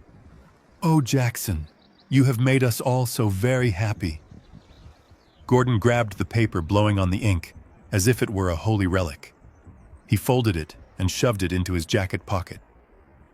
"We will file this first thing in the morning," he said, his voice trembling with greed. "And then, Jack, we will get you that new truck." I smiled. A cold predator's smile that they were too drunk on victory to notice. "Actually," I said, standing up slowly, "I think I left my reading glasses in the truck. I need to go get them. I want to read the fine print on that ticket one more time before we celebrate." Vanessa frowned. "You can't go out there, Jackson. It is freezing." "I will be right back," I said, patting her hand. "Just 2 minutes.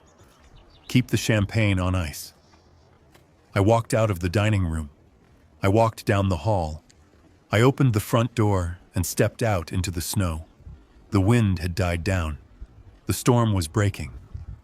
I walked to my truck. I didn't open the door. Instead, I walked past it to the edge of the driveway, where the darkness of the forest began. A figure stepped out from the trees. He was wearing a black tactical coat and holding a briefcase. Behind him, 3 other men materialized from the shadows, silent and imposing. "Sullivan," I said.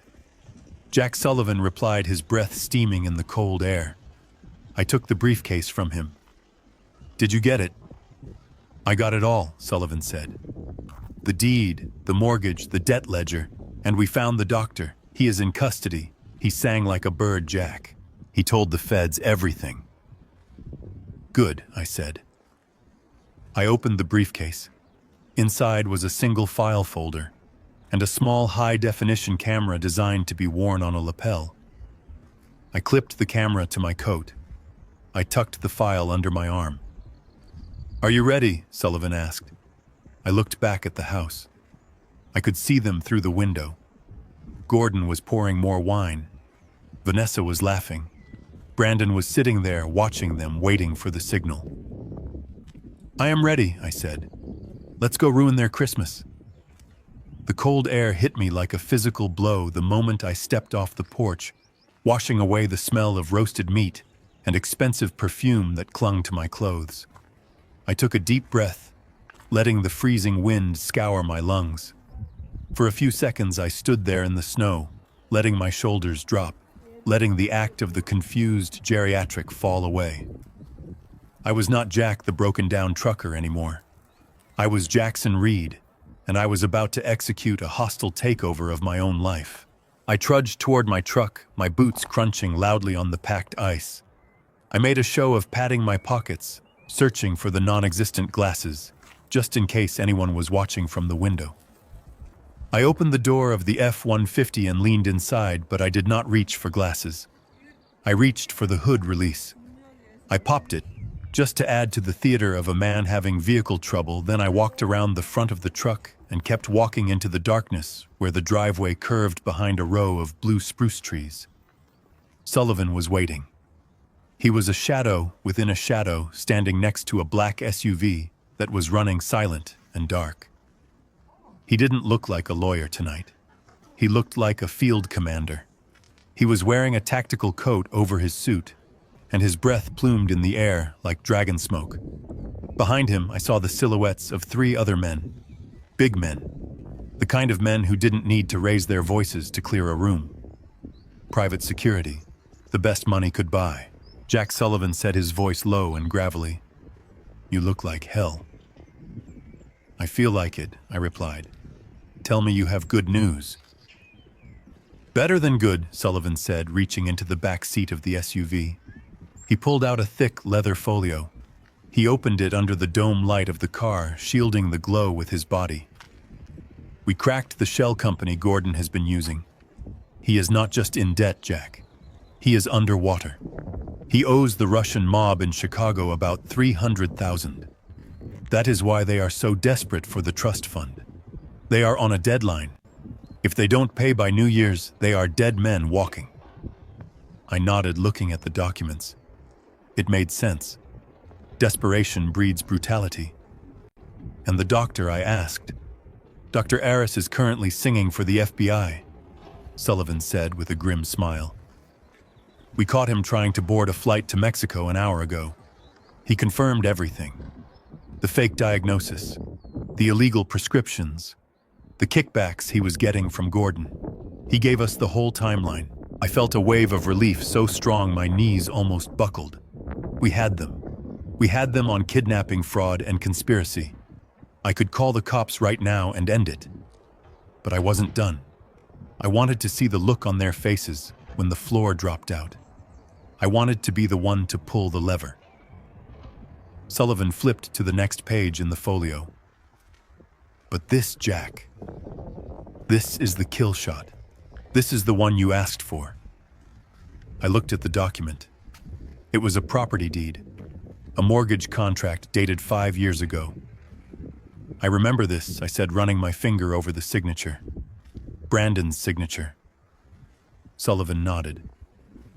5 years ago, Brandon needed capital to start his firm.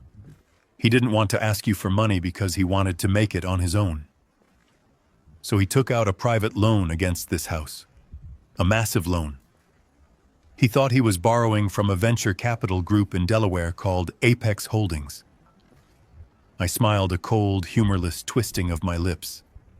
And he never knew Apex Holdings was me. "Exactly," Sullivan said. "You own the note, Jack. You are the bank. But here is the kicker. I checked the terms of the loan.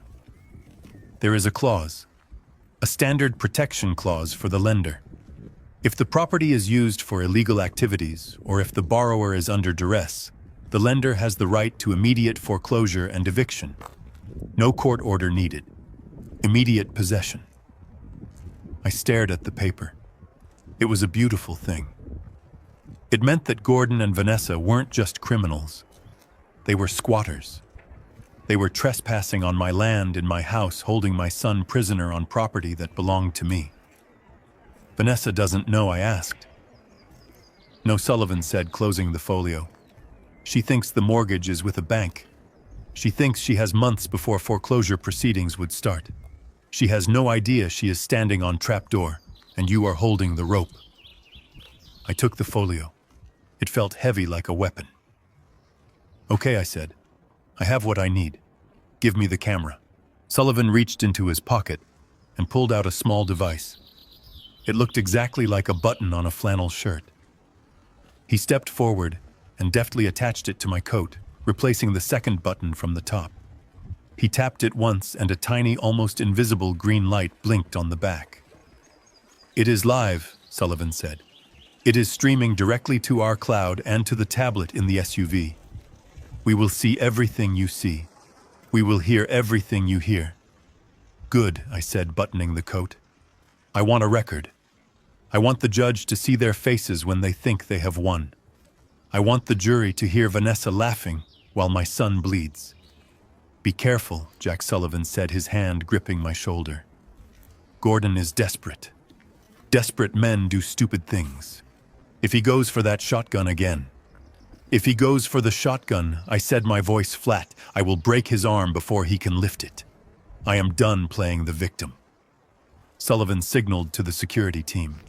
They moved forward, stepping out of the shadows. "We will be right behind you," Sullivan said. "Give the signal and we breach." 30 seconds. "The signal is checkmate," I said. I turned away from them and walked back toward the driveway. The wind had picked up again, stinging my cheeks, but I barely felt it. My mind was sharp, clear, and cold. I replayed the plan in my head. Walk in, sign the paper. Let them gloat.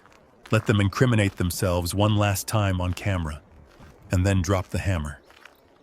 I reached my truck and slammed the hood shut. I shuffled my feet, getting back into character. I hunched my shoulders, letting my head hang low. I was the old man again. The mark, the fool. I walked up the steps to the front door. I could hear them inside. Laughter, high-pitched and manic. They were celebrating. They thought they had pulled it off. They thought the old man was outside fumbling for his glasses while they counted their millions. I opened the door and stepped into the warmth. The smell of the house made me gag now. It smelled of greed. I walked down the hall toward the dining room. My hand brushed the button camera, making sure it was straight. "I am coming for you, son," I thought.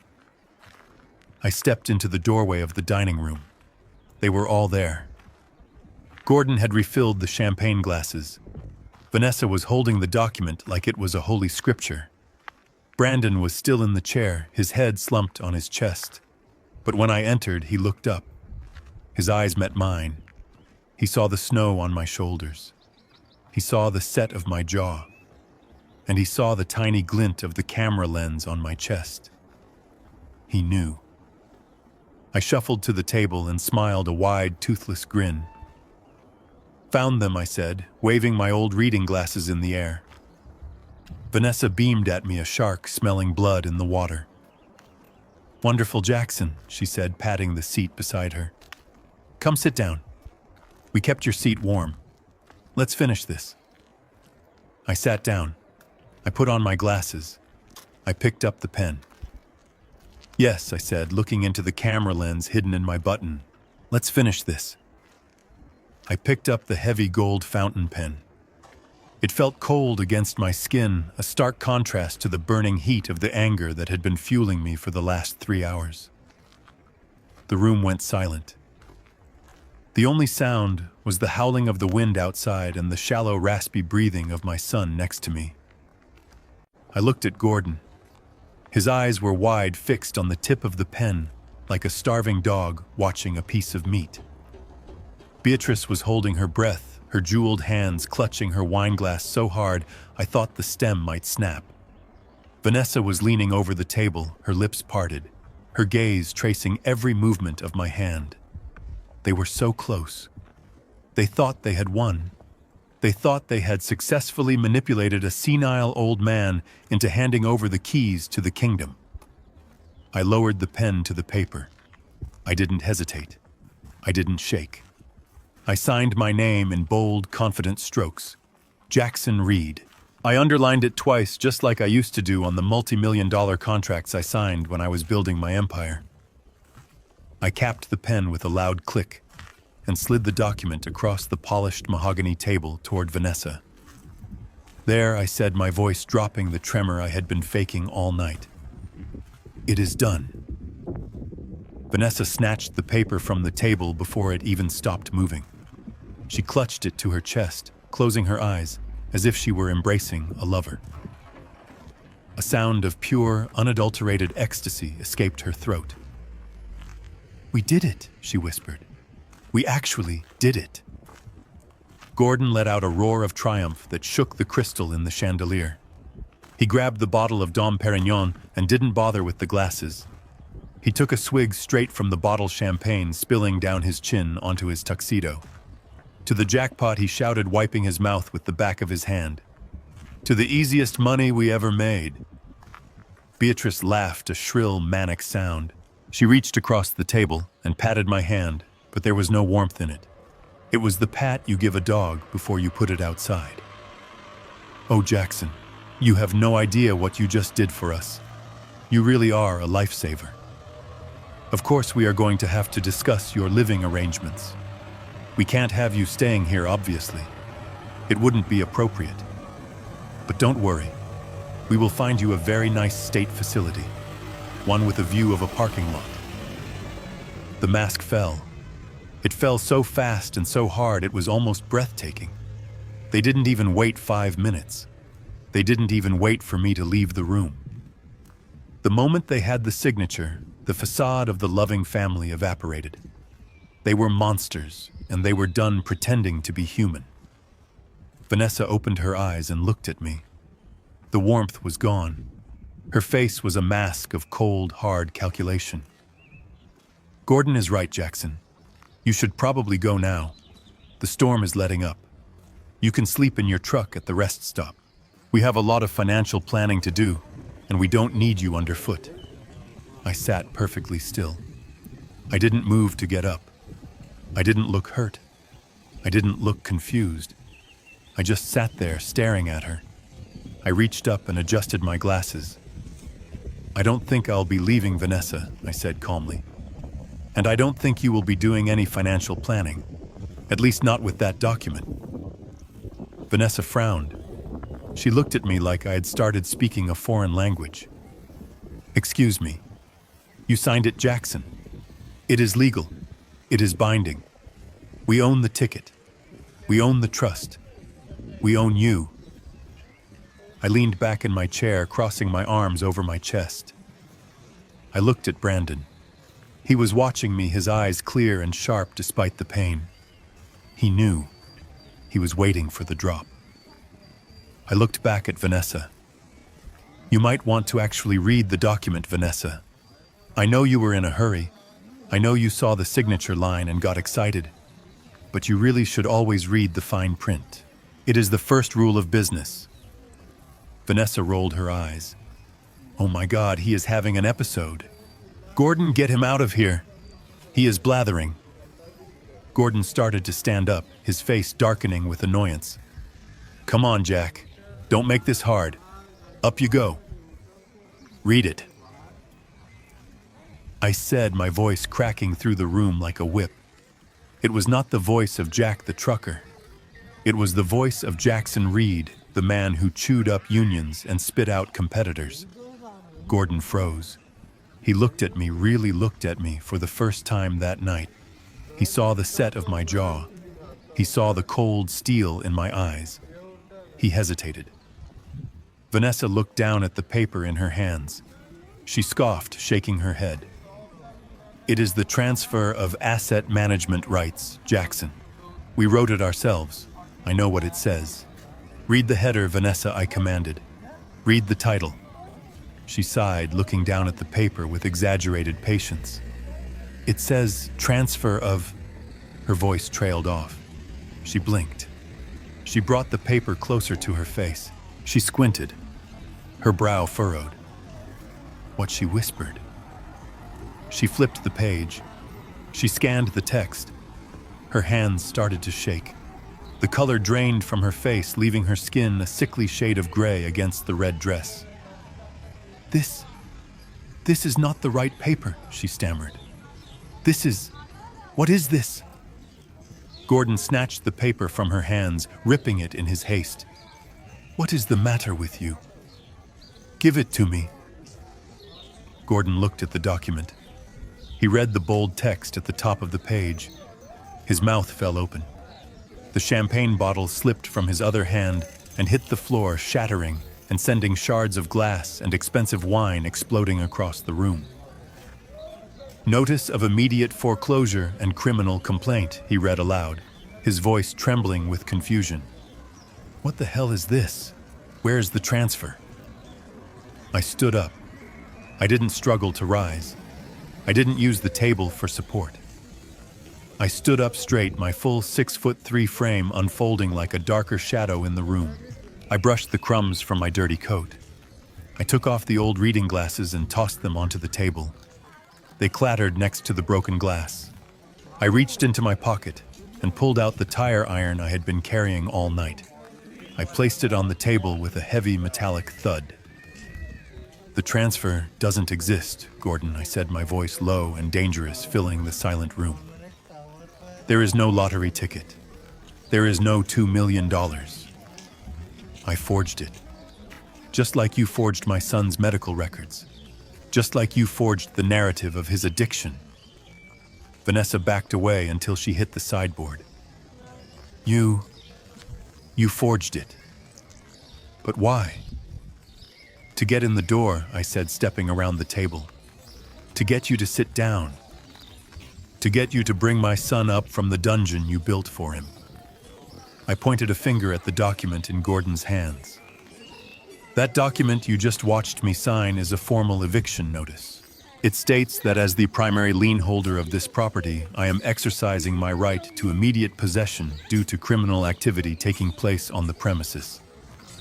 Gordon looked at the paper, then at me, then at the walls of the house. You are the lien holder.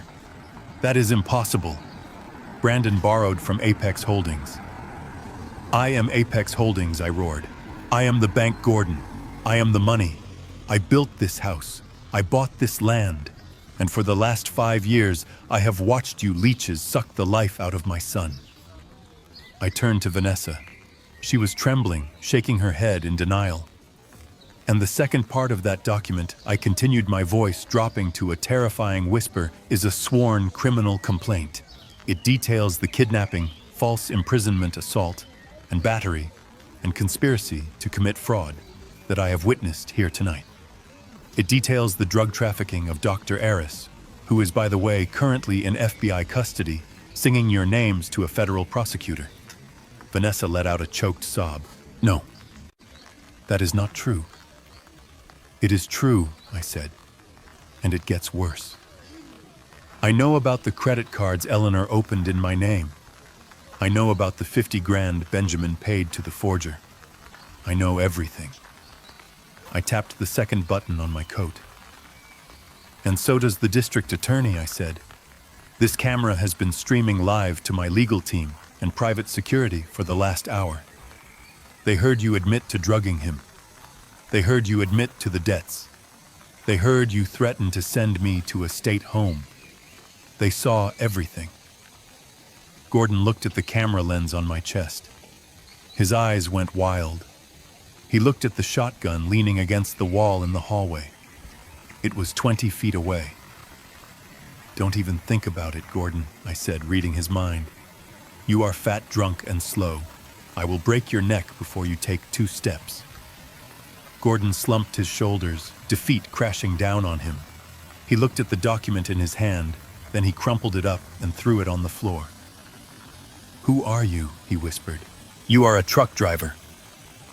I walked up to him until I was inches from his face. I smelled the fear rolling off him, sour and sharp, overpowering the smell of the spilled champagne. I am a father, I said, and you made the mistake of hurting my boy. I turned to the room, addressing them all. My voice was calm now, deadly calm. It was the voice of a man delivering a verdict. You like partying in other people's houses. You like drinking wine you didn't pay for. You like wearing watches you didn't earn. I reached out and ripped the Patek Philippe off Gordon's wrist. The strap broke with a snap. I put it in my pocket. Well, I hope you enjoyed the meal. I hope the lobster was tender, because this party is over. I looked at Vanessa, who was crying silent tears of ruin. I looked at Beatrice, who was staring into her empty wineglass as if the world had ended. "I am paying for this party," I said. "I am picking up the tab.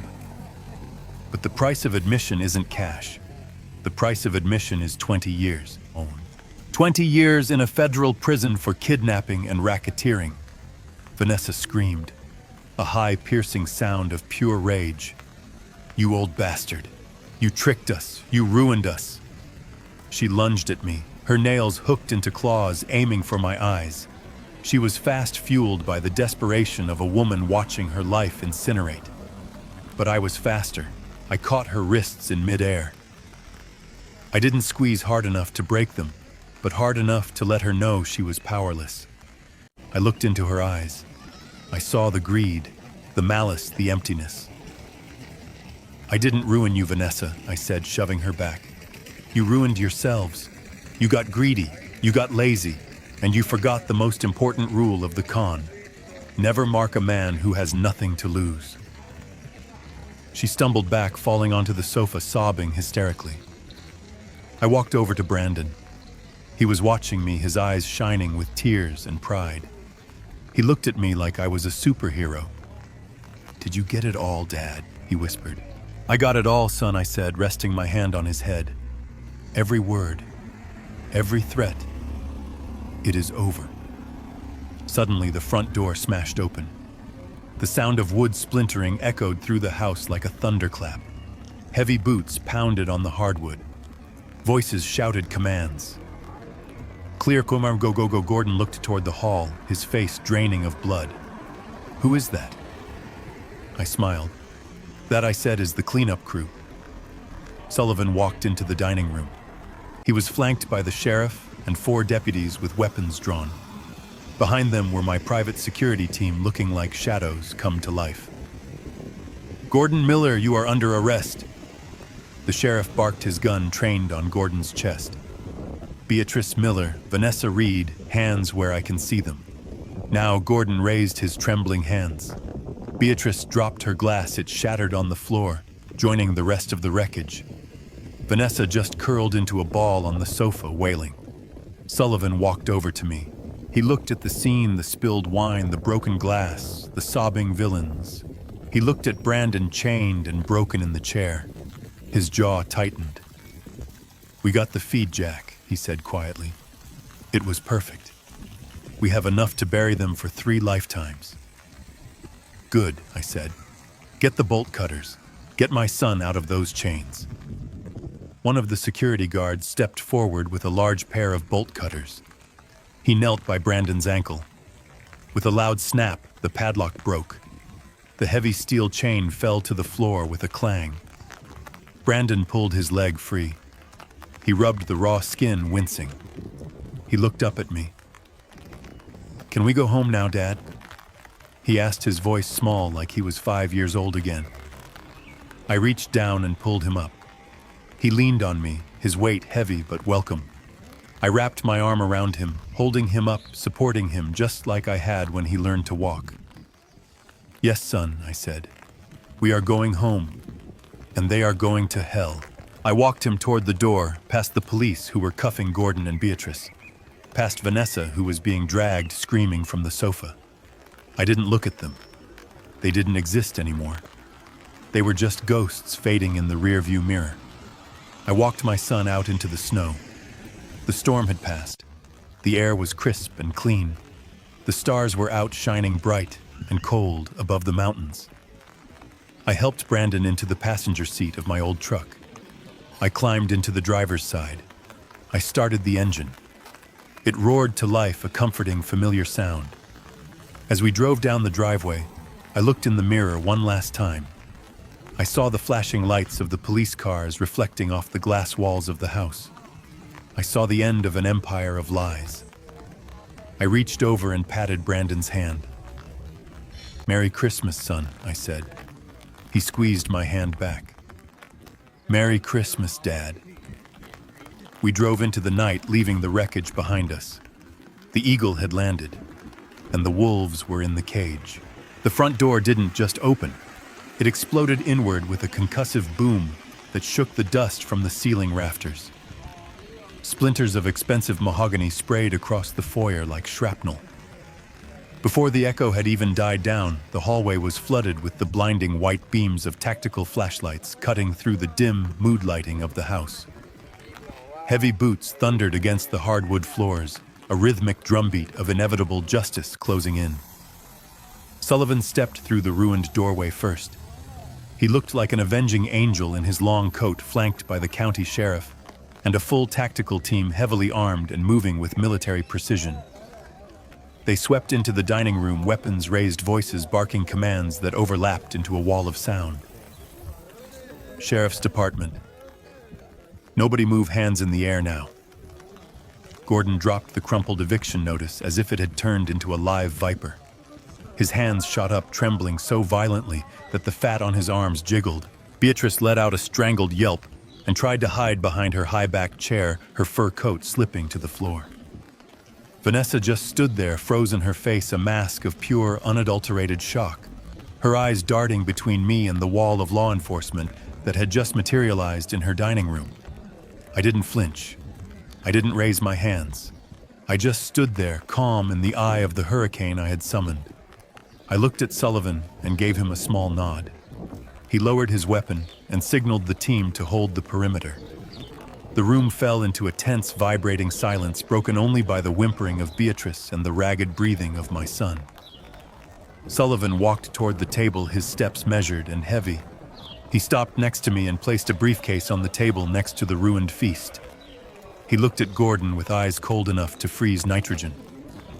"Gordon Miller," he said, his voice flat and professional.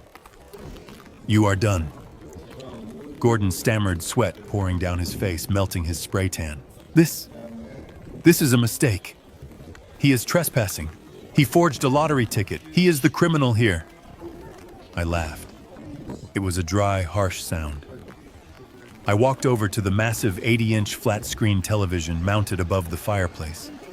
It was the centerpiece of the room, a symbol of the luxury they prioritized over my son's life. I pulled a small remote from my pocket. "You want to talk about criminals, Gordon," I said. "Let's review the evidence. Let's watch the instant replay." I pointed the remote and hit the cast button, syncing it to the feed from the button camera on my coat and the backup audio recorders Sullivan's team had planted earlier. The screen flickered to life. The resolution was crystal clear. The room was filled with the sound of Vanessa's voice, amplified and distorted by the speakers. It was the recording from 10 minutes ago. "He is a junkie. We have to restrain him, or he claws his own eyes out. It breaks my heart, really." Then the video cut to a split screen showing the basement footage Sullivan had hacked into earlier. It showed Beatrice injecting Brandon with a syringe while Gordon held him down. It showed them laughing as they locked the chain around his ankle. Vanessa screamed, "Turn it off! Turn it off right now!" She lunged toward the TV, but a deputy stepped in her path, his hand resting on his holster. She recoiled, backing away, her hands covering her mouth as her own voice continued to damn her from the speakers. I switched the feed. Now it was Gordon's voice booming through the room. I pushed him. I heard the bone snap. "We can't let him divorce you." I looked at Gordon. His face had gone from red to a sickly shade of paste. He was watching his own confession, staring at the digital ghost of his own cruelty. "That is not real," he whispered, his voice cracking. "That is AI. You faked it." Sullivan stepped forward, opening the briefcase. He pulled out a stack of papers and tossed them onto the table. They slid across the polished wood, stopping right in front of Gordon.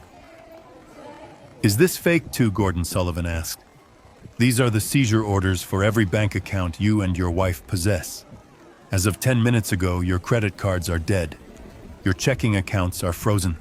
Your offshore shell company in the Caymans. We flagged it for international money laundering. The feds are already seizing the assets." Beatrice let out a wail and collapsed into her chair, clutching her chest.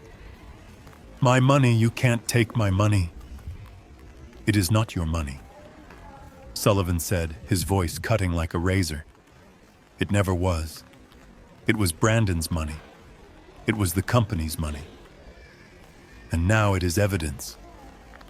Sullivan pointed toward the window, where the flashing blue lights of the police cruisers were illuminating the snow. And take a look outside. That tow truck pulling into the driveway. It is here for the Range Rover and the Mercedes. You purchased them with embezzled funds from the Reed Logistics corporate account. That makes them stolen property. They are gone, Gordon. You are walking to jail. Vanessa was shaking her head back and forth, muttering, "No, no, no," over and over again. She looked at me, her eyes filled with hate. "You can't do this. I am his wife. I have rights." I stepped closer to her. "You have the right to remain silent, Vanessa," I said. "And I suggest you use it because Dr. Aris didn't." Her head snapped up. "That is right," Sullivan added, delivering the final blow. "Dr. Aris was arrested at the airport 45 minutes ago. He was trying to board a flight to Cabo with a bag full of cash. He didn't even make it through security before he started talking. He gave us everything, Vanessa. The fake prescriptions, the falsified competency reports. He even told us about the plan to overdose Brandon on the 26th. He called it the exit strategy." Vanessa's knees gave out. She didn't fall gracefully. She crumbled, hitting the floor in a heap of red silk and despair. The realization that there was no way out, that the walls had closed in completely, finally broke her. But Gordon didn't break. He snapped. I saw it happen. I saw the moment his brain stopped processing consequences and switched to pure animal rage. He looked at the ruin of his life. He looked at the police. And then he looked at me, the architect of his destruction. His eyes rolled back in his head, showing the whites. He let out a roar, a primal sound of fury. His hand shot out, grabbing the heavy serrated steak knife from his plate. "I kill you!" he screamed. "You old son of a bitch, I will kill you!" He lunged. For a fat man, he moved fast, fueled by the hysterical strength of a cornered rat. He came across the table, scattering crystal glasses and china, aiming the knife straight at my throat. The deputies shouted. Sullivan reached for his weapon, but they were too far away. Gordon was 3 feet from me. I didn't step back. I didn't flinch. I stepped in. 40 years of hauling steel across this country teaches you a few things about physics. It teaches you about momentum and leverage. And before I was a trucker, I was a Marine. Some muscle memory never fades, no matter how old the body gets. As Gordon thrust the knife downward, I brought my left forearm up in a hard block, catching his wrist. The impact jarred my bones, but I didn't give an inch. With my right hand, I grabbed his elbow. I pivoted on my heel, using his own forward momentum against him. I twisted, hard. There was a sickening pop as his shoulder dislocated. Gordon screamed, the knife flying from his hand and clattering across the floor. But I wasn't done. I didn't just want to disarm him. I wanted to put him down. I continued the rotation, driving his arm up behind his back until he was bent over the table, his face pressed into the remains of his meal. I slammed his head down into the plate of prime rib. Gravy and blood splattered across the white tablecloth. I leaned my weight onto him, pinning him there. He thrashed and kicked, but I had him in a hammerlock that would break his arm if he moved an inch. "Stay down," I growled into his ear. My voice was low, deadly calm. "You think you are tough, Gordon. You think you are a man because you beat up a cripple? You are nothing. You are soft. I have eaten steaks tougher than you." Gordon whimpered, his face mashed into the mashed potatoes, all the fight draining out of him as the pain in his shoulder took over. I looked up. The room was silent again. The deputies had their guns trained on us, but they hadn't fired. They saw that the situation was controlled. Sullivan was looking at me with a mixture of shock and professional admiration. I released Gordon's arm and stepped back, smoothing the front of my dirty coat. Gordon slid off the table and fell to the floor, clutching his shoulder, moaning in agony. "He is all yours, Sheriff," I said, my breathing steady, my heart rate barely elevated. "I believe that is assault with a deadly weapon to add to the list." The sheriff holstered his gun and stepped forward, pulling a pair of handcuffs from his belt. He hauled Gordon to his feet, roughly spinning him around. Gordon screamed again as the cuffs clicked shut. "Gordon Miller, you are under arrest," the sheriff barked. Two other deputies moved on Vanessa and Beatrice. They hauled them up, pulling their hands behind their backs. Beatrice was sobbing hysterically, begging them not to ruin her coat. Vanessa was silent now, her eyes dead, staring at nothing. I turned away from them. I didn't care about their rights or their pleas. I walked over to the chair where Brandon sat. He was watching me, his eyes wide with awe. He had seen his father, the old truck driver, take down a man with a knife without breaking a sweat. "Did you see that, Dad?" He whispered, a small smile breaking through the pain on his face. "You went full commando." I reached out and brushed a piece of lint off his shoulder. "I told you, son." I said, my voice soft again, just for him. "Nobody hurts my boy. Nobody." Sullivan walked over, putting a hand on my shoulder. "The ambulance is 2 minutes out, Jack," he said. "Let's get him out of these chains before they get here." I nodded. I took the bolt cutters from the security guard who had just entered. I knelt down at my son's feet. With one solid squeeze, I cut the last link to his nightmare. It was over. The wolves were caged, and the eagle had landed. The sound of the bolt cutters biting into the steel link was the sweetest music I had ever heard. It started with a metallic crunch, followed by a sharp snap that echoed through the silent dining room. The heavy chain that had tethered my son like an animal for 3 months slithered to the floor, landing with a dull thud on the hardwood. Brandon let out a gasp, a sound that was half sob and half relief. He pulled his leg back instinctively, rubbing the raw, bruised skin where the shackle had eaten into his flesh. I did not wait for the paramedics. I dropped to my knees beside the chair, ignoring the ache in my old joints. I reached out and pulled my son into my arms. He collapsed against me, burying his face in my dirty, snow-covered coat. He smelled of sickness and confinement, but to me he smelled like my boy. He wept. It wasn't the quiet weeping of a man trying to save face. It was the guttural, unchecked sobbing of a soul that had been pushed to the brink of breaking and had just been pulled back from the ledge. I held him tight, wrapping my arms around his emaciated frame, feeling every rib through his thin t-shirt. I rested my chin on his matted hair and rocked him gently, just like I used to do when he was a toddler, and scraped his knee. "I got you, son." I whispered, my own voice thick with tears I refused to shed. "I got you. You are safe now. Nobody is ever going to touch you again." He gripped my coat, his fingers digging in like claws. "You came back," he choked out. "You really came back." "I told you," I said, pulling back to look him in the eye. "The eagle always lands." While we held each other, the rest of the room descended into the chaotic finale of a Greek tragedy. Vanessa was not going quietly. 2 deputies had to physically drag her toward the door. Her red silk dress, the one she had worn like armor, was torn at the hem, snagged on the wreckage of the dinner table. Her hair was wild, her makeup smeared into a grotesque mask. She wasn't screaming about her husband. She wasn't asking for forgiveness. She was screaming about the money. "It is my trust fund," she shrieked, kicking her heels against the floorboards, leaving black scuff marks. "I earned it. I put up with him for 5 years. It is mine. You can't take it." I watched her go, feeling nothing but a cold, hollow pity. She was a hollow shell of a human being, filled only with greed. As they hauled her through the front door into the snow, her screams faded into the night, replaced by the bickering of her parents. Gordon and Beatrice were being led out behind her. The united front they had presented for years, the facade of the perfect high society couple, had crumbled completely. Gordon, his shoulder slumped, and his tuxedo stained with gravy, was stumbling forward, urged on by a deputy. He turned his head to spit venom at his wife.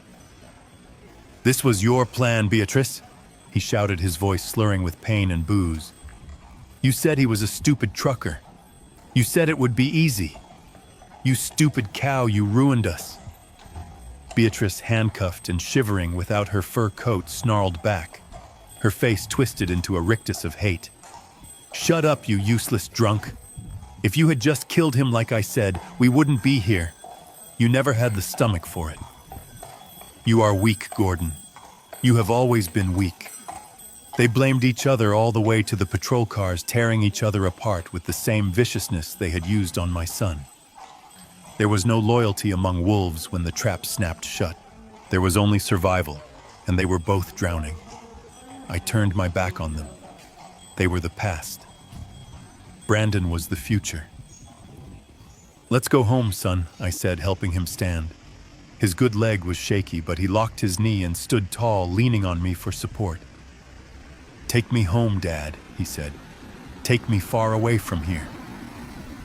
We walked out of that house together, leaving the shattered crystal and the ruined feast behind us. We walked out into the clean, cold air, free at last. 6 months have passed since the blizzard that almost swallowed my family whole. The snow has melted from the Rockies, replaced by the vibrant green of aspen trees and the gold of summer wildflowers. The air is warm now, smelling of pine resin and heated asphalt, but every time I close my eyes, I can still feel the bite of that winter wind. I am standing on the sidewalk in downtown Denver, looking up at a steel and glass structure that reflects the morning sun. It is a new building, sleek and modern, designed by the best architect I know. The front doors open and Brandon walks out.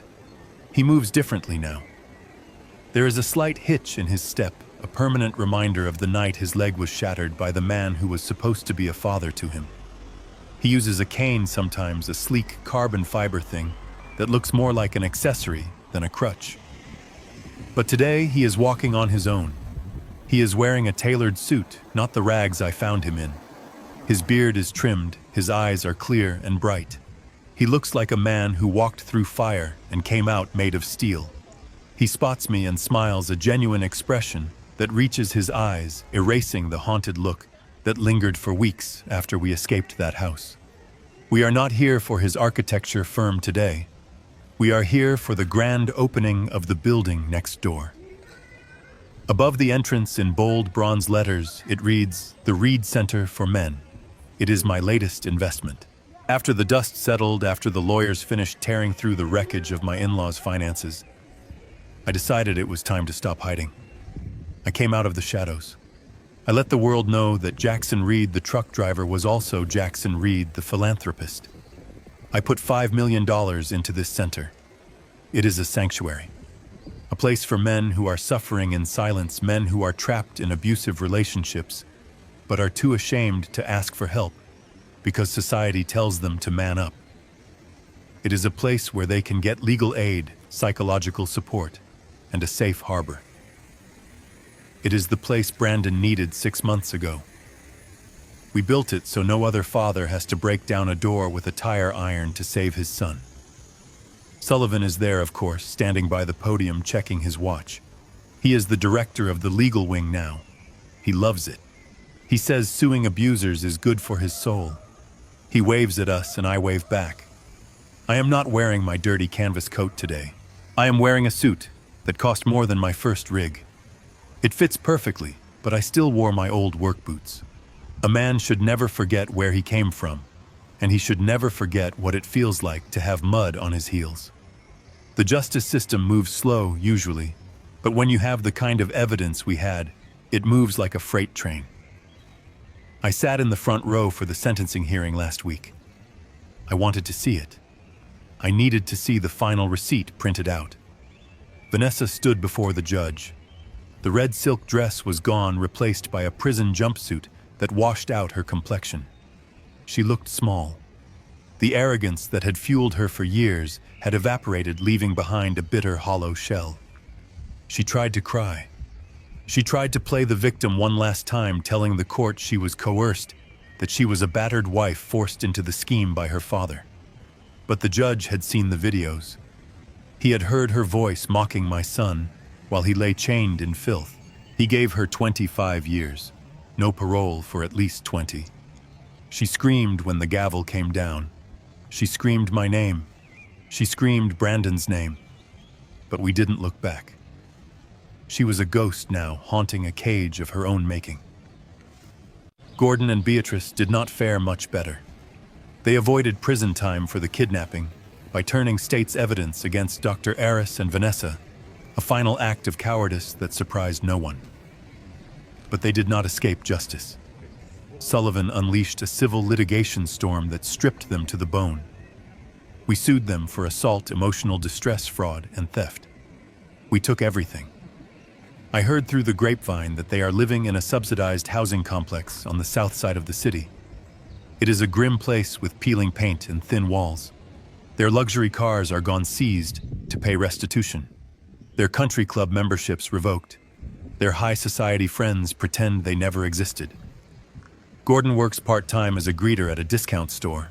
Beatrice takes the bus to the laundromat because they can't afford a washer. They are living the life they mocked me for. They are living the life they thought I deserved. Fate, it seems, has a sense of irony and a very long memory. Brandon walks up to me and puts a hand on my shoulder. He is solid, real, ready for the speech, Dad, he asks. I am not much for speeches, son, I say, adjusting my tie. That is your department. I just write the checks and drive the truck. You saved my life, Dad. Brandon says, his voice dropping low. You and that truck. I look over at the curb. The F-150 is parked there, gleaming in the sun. I had it restored. New engine, new paint, but I kept the dents in the bumper. They tell a story. We walk toward the podium together. The crowd is cheering. Flashes from cameras are popping. For years, I hid my success because I thought it would protect my son from becoming soft. I thought struggle builds character, and maybe it does. But I learned that there are different kinds of struggle. There is the struggle to build something, and there is the struggle to survive the people who want to tear it down. I learned that protecting your family doesn't mean hiding the truth. It means standing in front of them when the storm comes. It means being the wall that the wind breaks against. I step up to the microphone. I look out at the crowd. I see young men with fear in their eyes, men who remind me of Brandon 6 months ago. I see fathers who look worried. I see survivors. I clear my throat. I don't have a prepared speech. I just have the truth. They looked at me, I say, my voice booming over the speakers without a tremor. They looked at my old truck and my dirty coat, and they saw a victim. They saw a weak old man they could push around. They saw an easy mark. I paused, letting the silence stretch out. They didn't know that the man driving that truck had spent 40 years hauling steel through ice storms and hurricanes. They didn't know that I built an empire with these two hands. They made the mistake of judging the book by its cover. They made the mistake of thinking that kindness is weakness. I look at Brandon standing tall and proud. But their biggest mistake, I continue, my voice hardening into iron, was forgetting one simple rule of nature. You can mess with a man's money. You can mess with a man's pride. But you never ever mess with a man's son. The crowd erupts. I feel a hand on my back. It is Sullivan. It is Brandon. It is my team. I am Jackson Reed. I am a father. I am a trucker. And I am the nightmare of anyone who thinks they can prey on the innocent. As I walk off the stage, I look at the sky. It is blue and endless. The winter is over. The chains are broken. And for the first time in a long time, the road ahead is clear. I reach into my pocket and pull out the old tire iron. I don't need it anymore. I toss it into the bed of my truck with a clang. It settles there, a reminder of the night the eagle landed. Let them underestimate us. Let them think we are weak. We know the truth. And if they ever come back, if anyone ever tries to hurt my family again, they won't meet the businessman. They will meet the father. And God help them then. We live in a world obsessed with appearances. People judge you by your clothes, your car, or your job title. Gordon and Vanessa looked at my old truck and saw weakness. They didn't see the decades of grit it took to build an empire.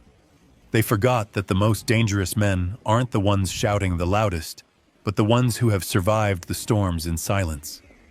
Real power isn't about control or money. It's about being the shield for those you love.